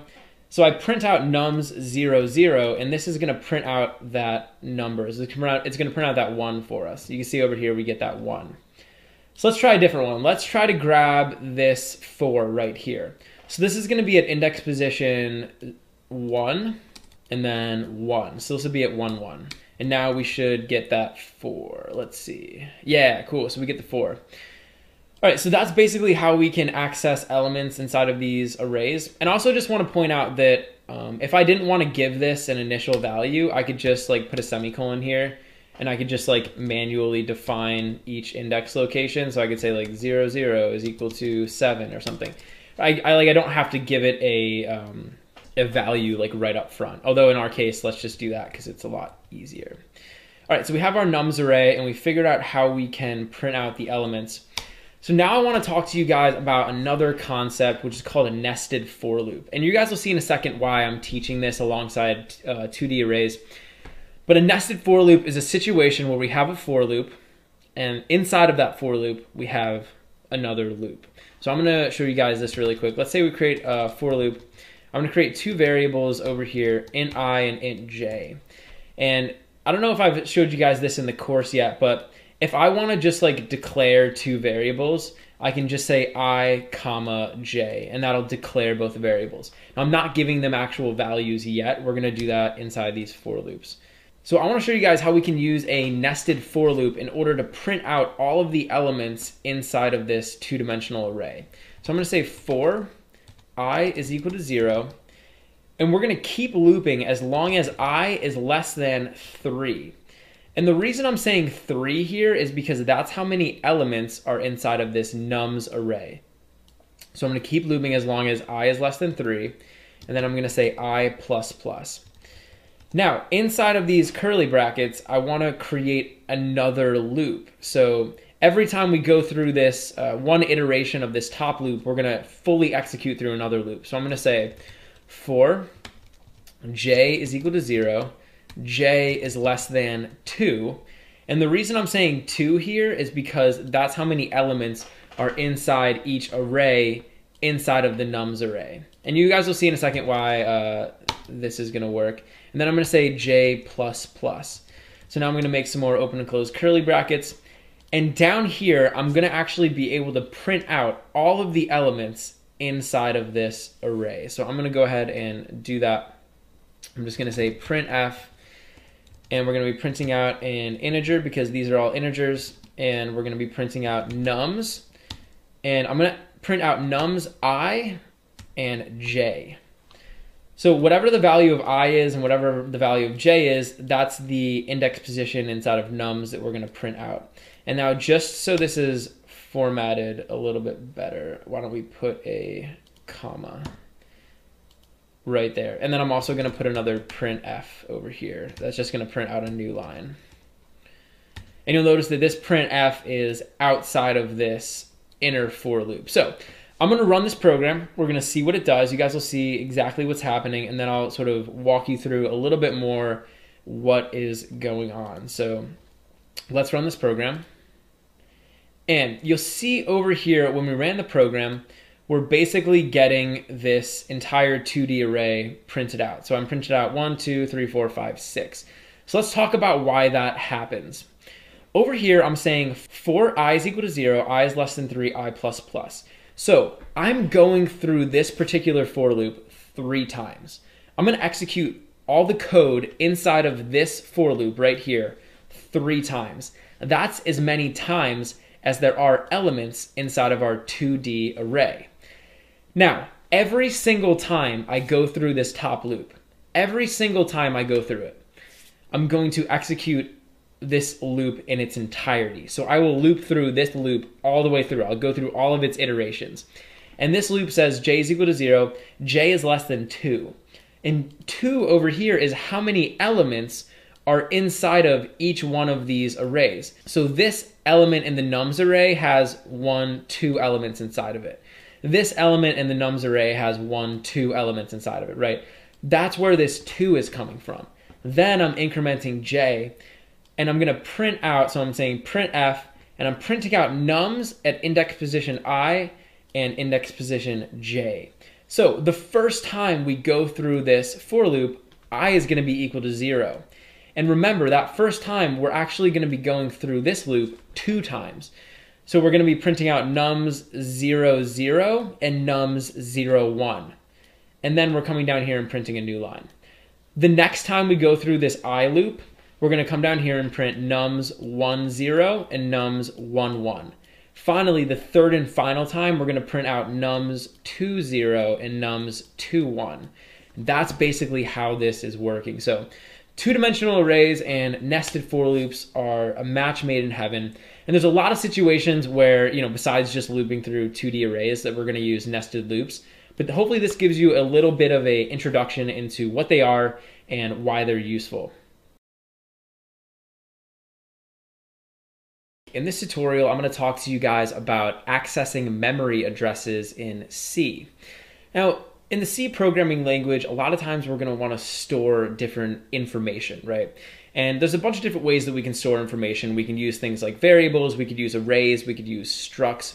But the basic point is that whenever we're using C, we're going to want to keep track of and maintain a bunch of different pieces of information. And one of the easiest ways to do that is by creating variables. So down here, you'll notice that I have a bunch of variables. I have this integer called age, and it just has the value of 30. We have this double GPA, 3.4, and we have this character grade, and it has the value of the A character. I have a bunch of different variables in my program, and it allows me to keep track of data really easily, and I can use these to maintain, and I can even modify these different informations. Variables are great, but I want to talk to you guys a little bit about how these work in the actual physical memory of our computer. So whenever I create a variable, for example, when I create a variable called age and I give it a value of 30, this value 30 actually gets stored on our computer. So all computers have memory. So a lot of times you'll hear people refer to this as RAM. It's called random access memory. And basically RAM is the memory that your computer is going to use when it's running programs. So for example, if I was to run this C program, my computer would use RAM, it would use that memory in order to store and keep track of all this different information, right? So when I create a variable like int age, C is actually gonna store this value 30 at a specific memory location. So it's gonna take that value 30 and it's gonna store it somewhere in RAM, right? When I create this double called GPA, C is gonna take this value 3.4 and it's going to store it inside of the physical memory on our computer.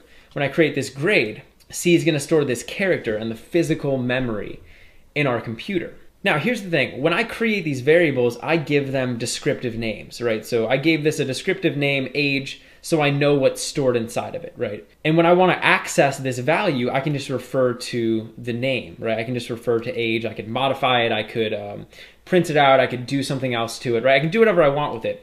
And the way that I can access this variable, in other words, the way that I can access the value 30 is just by referring to the name of the variable. Same goes down here. If I wanted to access the grade, right? If I wanted to access this capital A, I could just refer to the name of the variable. But again, here's the thing. All of this information is stored in our physical memory somewhere. And so whenever C needs to access that information, whenever our computer needs to access this value 30 or this value 3.4, it's actually going to refer to a specific memory address, right? So when I want to access this variable age, I can just type out age and then I can use this variable. But when C wants to refer to this value, it's not actually using age, it's going to use the memory address where this value is stored inside of our physical memory. So all of these values are stored inside of a physical address in our memory. So all of these values have an address where they're stored in memory. And when C needs to access them, it can use that address. So I'm going to show you guys how we can access that address, how we can print out the address onto the screen, and basically just wanted to give you guys an introduction into what memory addresses were. So down here, I'm going to say printf, and I'm going to show you guys how I can actually print out the physical memory address where each one of these values is stored on our computer. So down here, if I want to print out a memory address, I need to use a % and a P. So normally if I was just going to print out like a number, I could say like %D, or I could say %C for a character. When we want to print out a physical memory address, we're going to say %P. And this actually stands for pointer. And we're not going to talk about pointers in this tutorial. We're just going to talk about memory addresses. But just know that you need to say %P. And now I'm going to type out the name of the variable whose memory I want to access. So I'm going to access the memory address of age. And before the variable, I'm just going to say ampersand. So I'm going to make an ampersand age, and I'm going to say %P. And now we should be able to print out the memory address where the variable age is stored. In other words, we can print out the memory address where this value 30 is stored. So let's go ahead and run our program. And you'll see over here, we're getting this number. So I'm getting this number 0060FF00.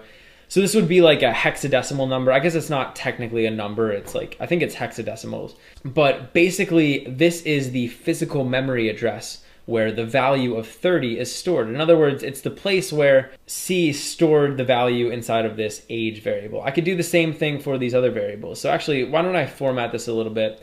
I'm going to say here age, and then I'm going to make a new line, and we're just going to say GPA.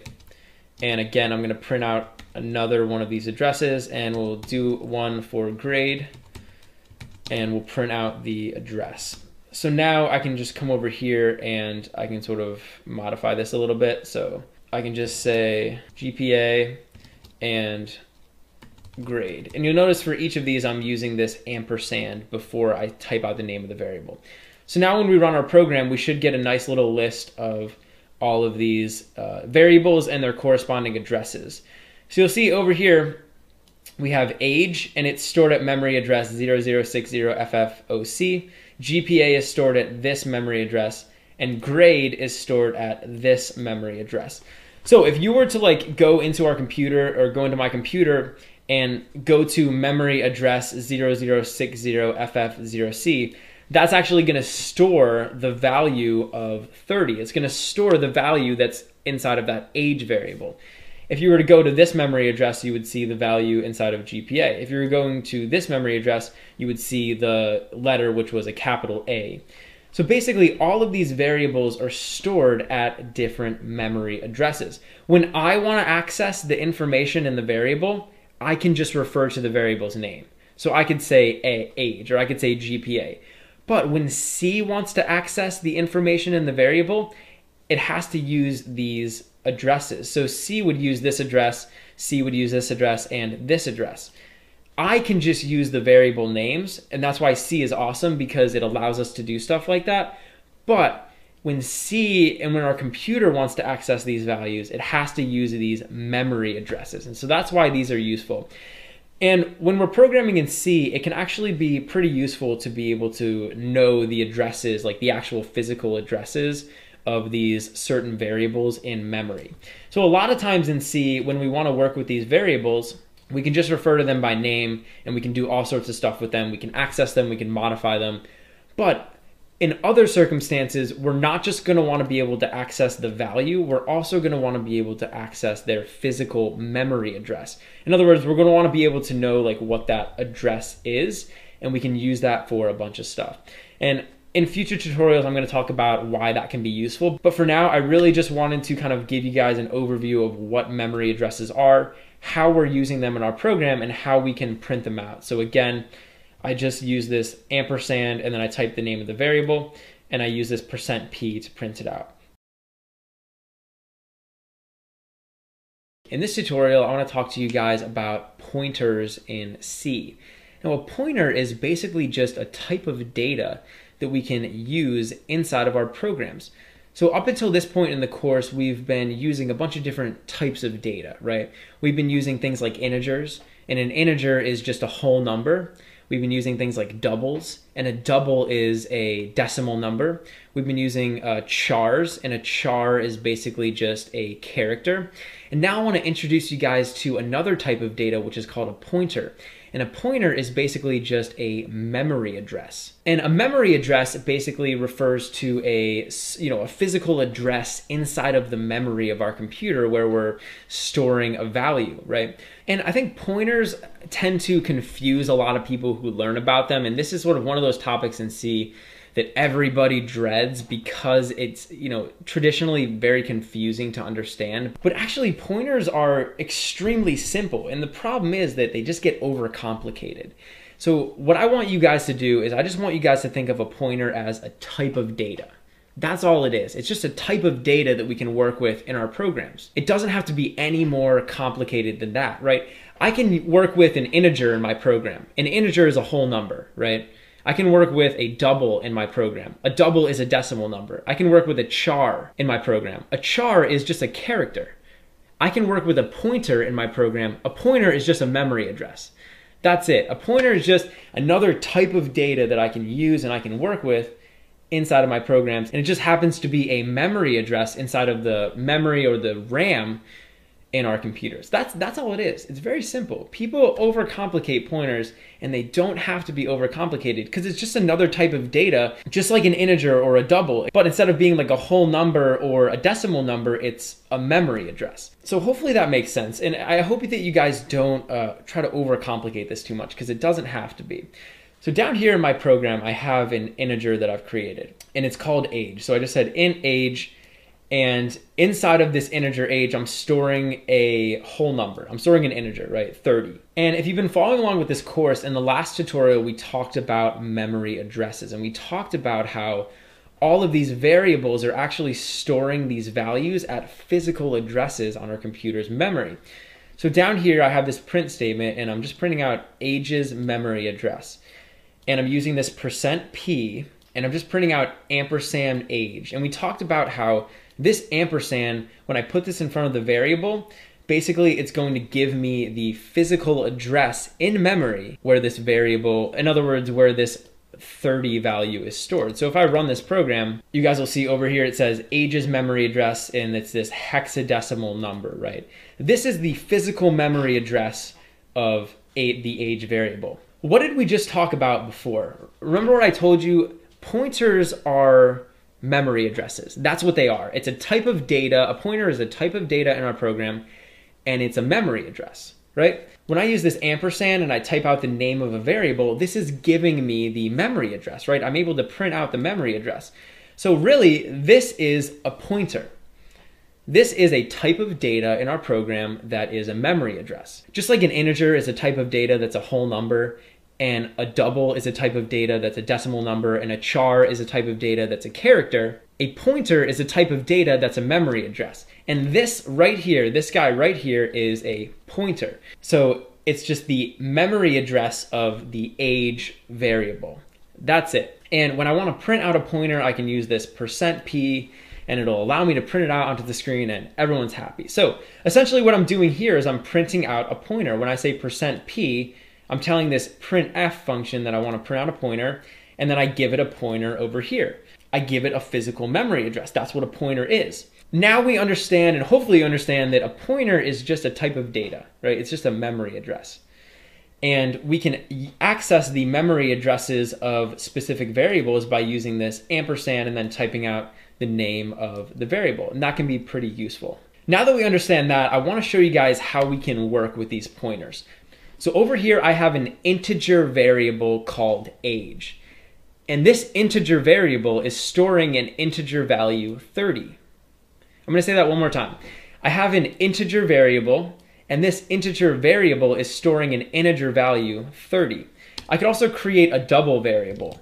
So I could create a double called GPA, and inside of this double variable, I could store a double value like 3.4.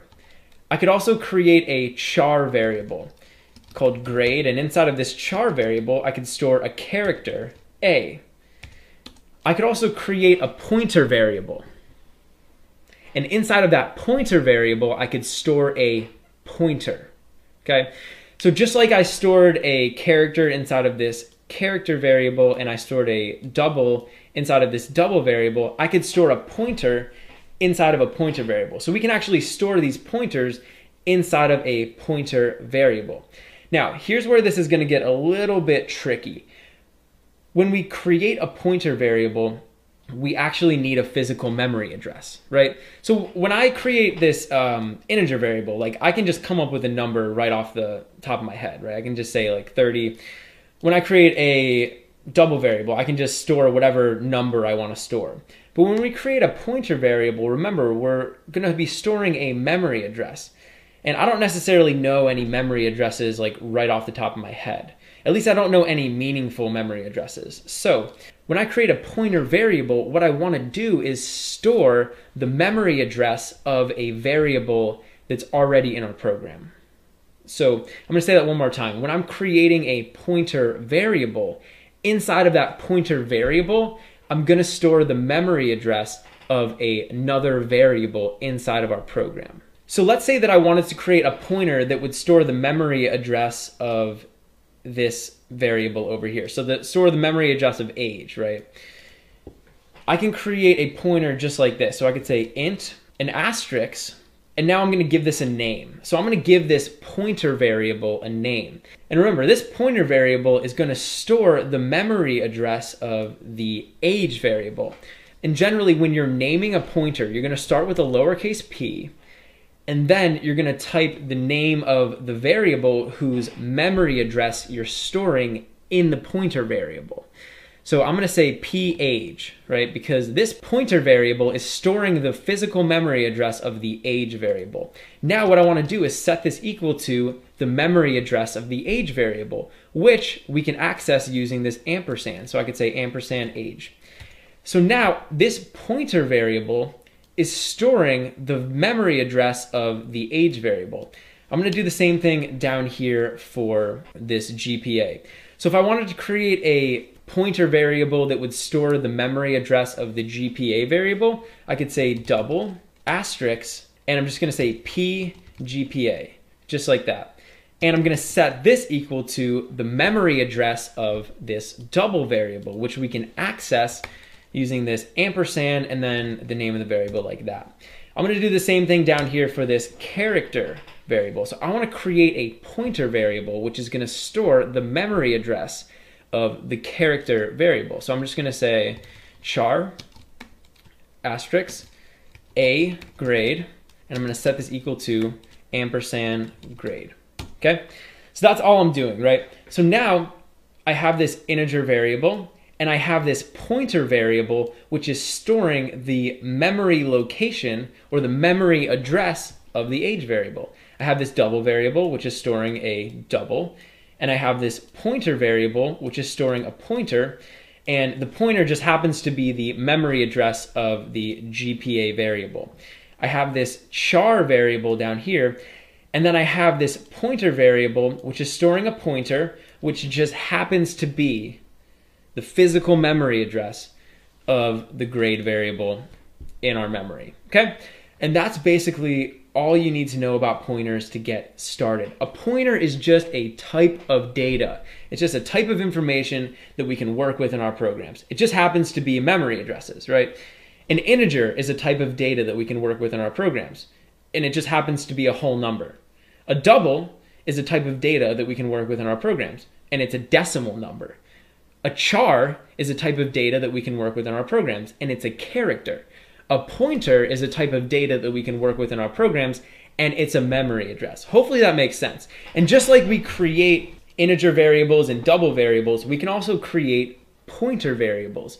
The only difference is whenever we create a pointer variable, we're going to store the memory address of another variable in our program. So you'll see over here, when I create this pointer variable, I'm using the data type of the variable whose address I'm storing. So over here, when I'm storing the address of an integer variable, I'm saying int here.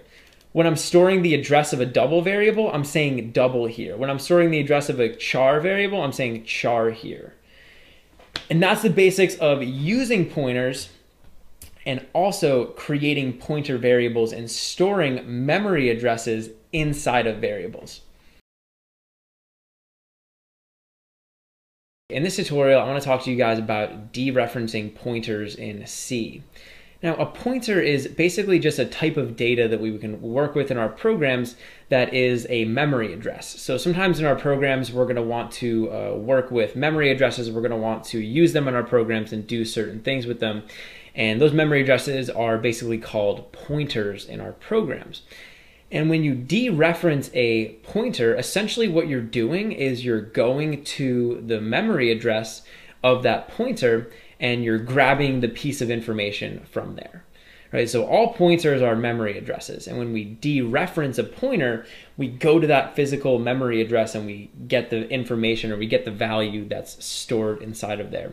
So I'm gonna show you guys how we can do that in C. It's actually really easy and can be pretty useful. So down here I have this integer, and it's an integer variable and it's storing the integer value 30.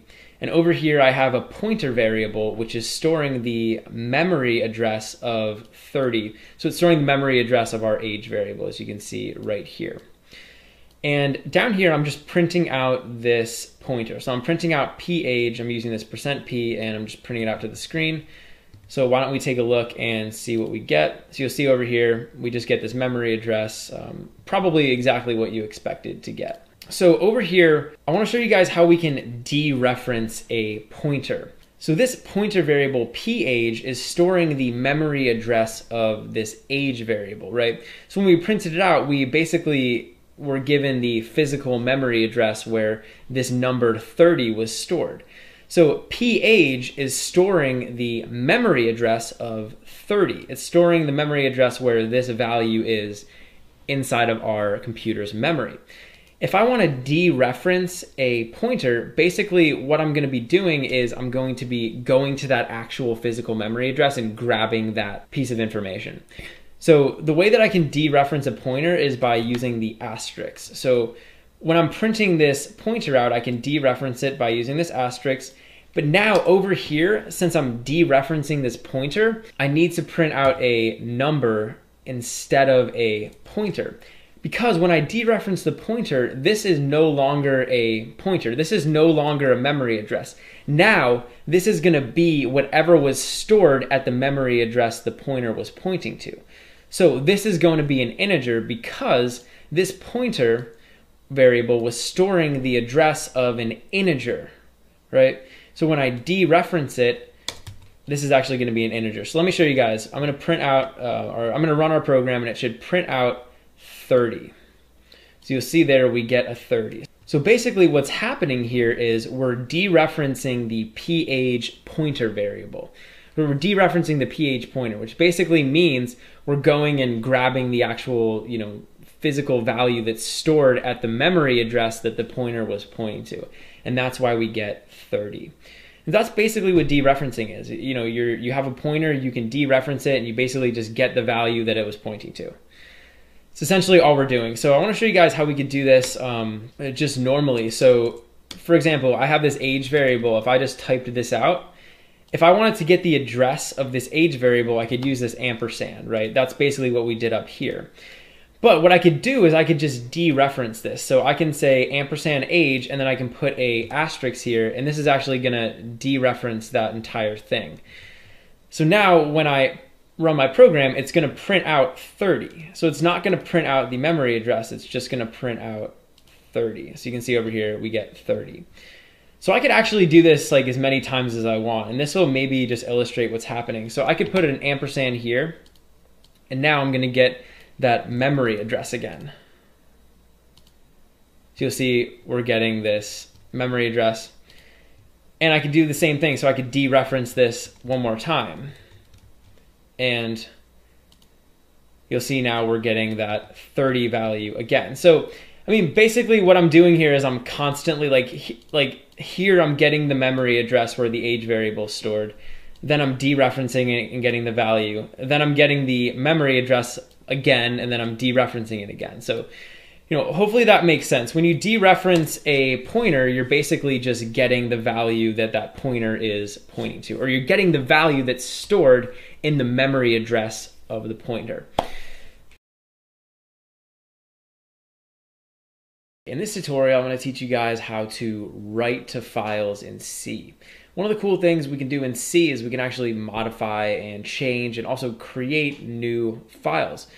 So in this tutorial, I'll just basically show you guys how to do that. We'll talk about creating files, writing files, and appending onto files. So let's go ahead and do that. Down here in my main function, we're actually going to create a file. So I'm going to create a file and I'm going to store some information inside of that file.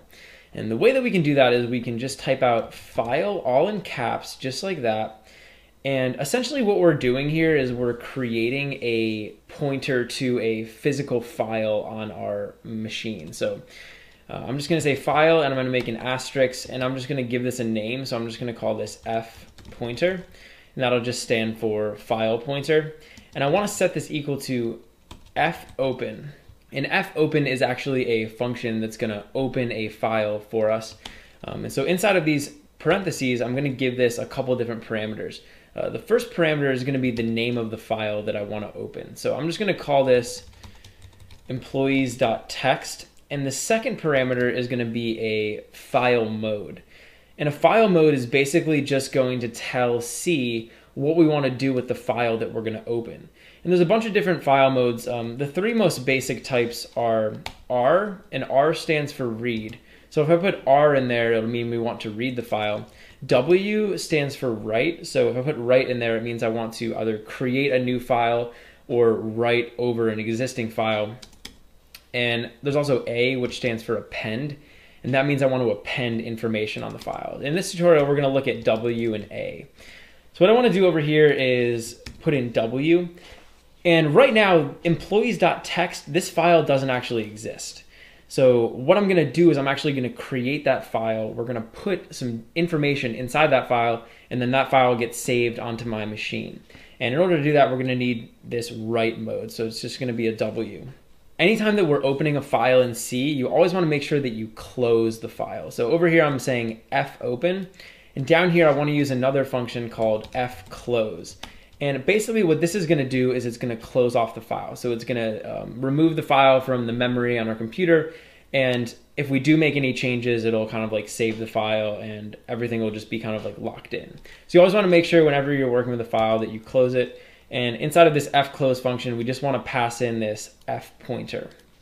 So I'm just going to say fpointer right there. So let's talk about what's happening here.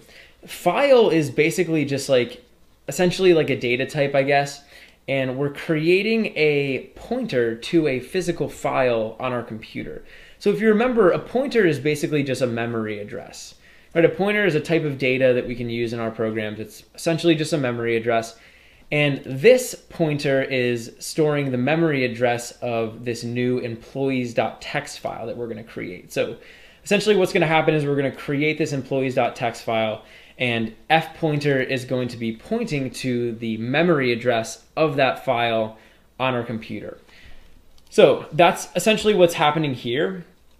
And what I want to do is I actually want to write some information to this file. So actually, let me just show you guys really quick what's happening here. So without doing anything else, just using this line right here, when I run my program, a new file called employees.txt is going to get created. So over here, I'm in my little directory. And if you don't specify an absolute path or like a relative path for this, it's just going to create it in the directory that your C file's in. So if I wanted to create this on my C drive, I could say like C whatever, and then like employees.txt, and this will get created in my C drive. But if I don't specify like an absolute path, or even if I don't specify a relative path, then this is just going to get created in the same directory as our C file. And you'll see over here, my main.c file is right here. It's in this folder. So when I run this program, let's watch over here and we can see this employees.txt file get created. So I'm going to run my program and you'll see over here that this employees file got created. So if I actually bring this out a little bit, you'll see it's a text document. It's employees.txt and there's 0 kilobytes inside of there. So we haven't put any information in there, but this file got created. So now let's talk about putting some info into that file. Inside this file, I'm basically just going to list out a bunch of like employees that might work in an office. And the easiest way to write information to a file is just to say fprintf. And this is a special function in C, which actually works a lot like the printf function. So if you've used the printf function, and if you're following along with this course, we've been using it throughout the entire course. The printf function basically allows you to like print information out onto that console window. fprintf is going to allow us to essentially just write information to a file. I need to give this a couple parameters. The first one is going to be this file pointer. In other words, I need to tell this function, what it should be writing to. So I'm just going to say fpointer.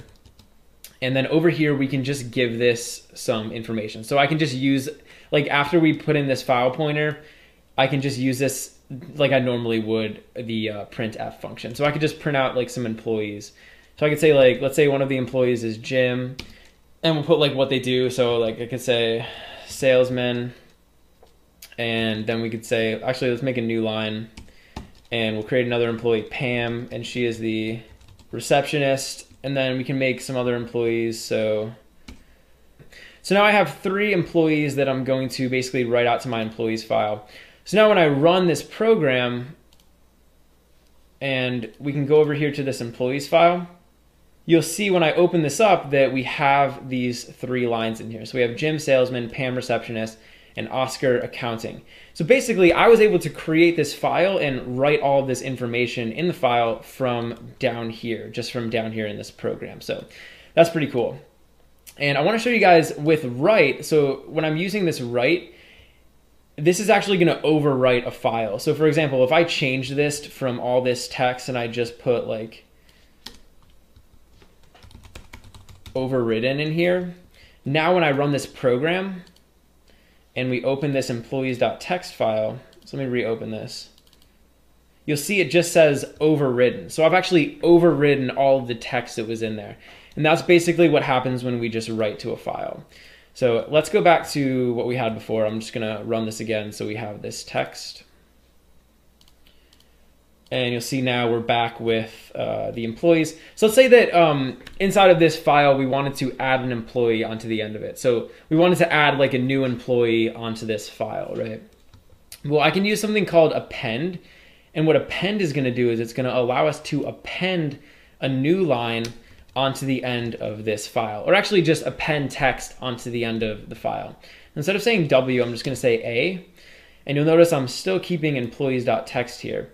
And down here inside of this fprintf, I'm just gonna print out another employee into the file. The first thing I'm gonna do is print out a new line because, and actually let me show you guys this in this employees file, there actually isn't a line after this last line. So the last like position in this file is over here. I can't actually get onto the line below Oscar. So I'm gonna want to go ahead and print a new line, and this will move the next employee onto the next line. And we could say like, Kelly, and she's gonna work in customer service. So now when I run my program, instead of overriding what was in the employees.txt file, now this is just gonna append this new employee onto the file. So I'll come up here, run the program, and let's open this employees file, and you'll see now we have another entry, Kelly from customer service. So when we write a file, we either create a new file and add content onto it, or we just overwrite the content in the file, at least using this fprintf function. And when we append, we're just appending information onto the end of the file. So just using those 2 things, I mean, you can essentially write out any file that you want. And it's important to note that you can write more than just text files. So I could write like an HTML file, or I could write like a CSS file. You could write really, I mean, any type of file that you'd want. And that's basically how we can write to a file and append to the end of a file. In this tutorial, I want to teach you guys how to read the information from a file in C. In the last tutorial, we talked about writing to files. So we looked at how we could create a file, overwrite a file, and append information onto a file. In this tutorial, I'm going to show you guys how you can read information from a file. So down here, you'll notice that I have my file pointer set up. So I just say file and the asterisk, and I called it FP. And remember, this is just a pointer, which, and a pointer is just a memory address. And it's the memory address of this file in memory. So it's the memory address of this employees.txt file, which we created in the last tutorial. And I'm using this fopen function, which basically opens this file, and then I'm specifying a file mode. We talked about the W file mode and the A file mode. Now I want to talk to you guys about the R file mode, and this stands for read. So when I use the R file mode, I'm actually able to read information from the file, and this can be pretty cool. So in order to read the information from the file, I'm actually going to show you guys how we can read like the individual lines of the file. So actually first let's look at the file. This is employees.txt. It just has basically a bunch of employees, their names, and then what they do. And we're going to be able to read this file inside of our program. So the first thing I want to do is create a variable. And I'm going to create this variable up here before we create the file pointer. And it's just going to be an array of characters, and I'm just going to call it line. And I'm going to give this an initial size of 255. So this will be able to store 255 characters. And then down here, in order to read this file, I can actually read the file one line at a time. And we can use a special function called fgets. And fgets basically is going to allow us to read the lines of the file one by one. So I could say fgets, and I need to give this a few different parameters. The first parameter I need to give it is a place to store the information that it gets. So this function is going to go and it's going to read the information from the file, and it's going to store it somewhere. So the first parameter we need to give this function is where it should store that information. So in our case, we're going to store it inside of that line variable that we created up there. The second thing we need to give this is a size. And this is basically just going to be like the maximum size that we can read in. So I'm just going to say 255. Basically, this number should match this number up here. And then we also want to give it that file pointer. So I'm just going to say f pointer. And basically what this is going to do is it's going to read the first line of the file, and it's going to store it inside of this line variable. So if I was to come down here and say printf and printed out a string and just print out line, now when I print out line, it's actually going to have the value of the first line in the file. So let's run this program, and you'll see over here we're printing out Jim Salesman. And if you didn't remember, that was the first line inside of that employees.txt. So basically what fgets is doing is it's reading the first line, and another thing that it's doing is it's moving this pointer. So remember, this pointer is essentially pointing to where the file is in our memory. And whenever we use fgets, this pointer is going to get incremented. So it's basically going to move past the first line in the file.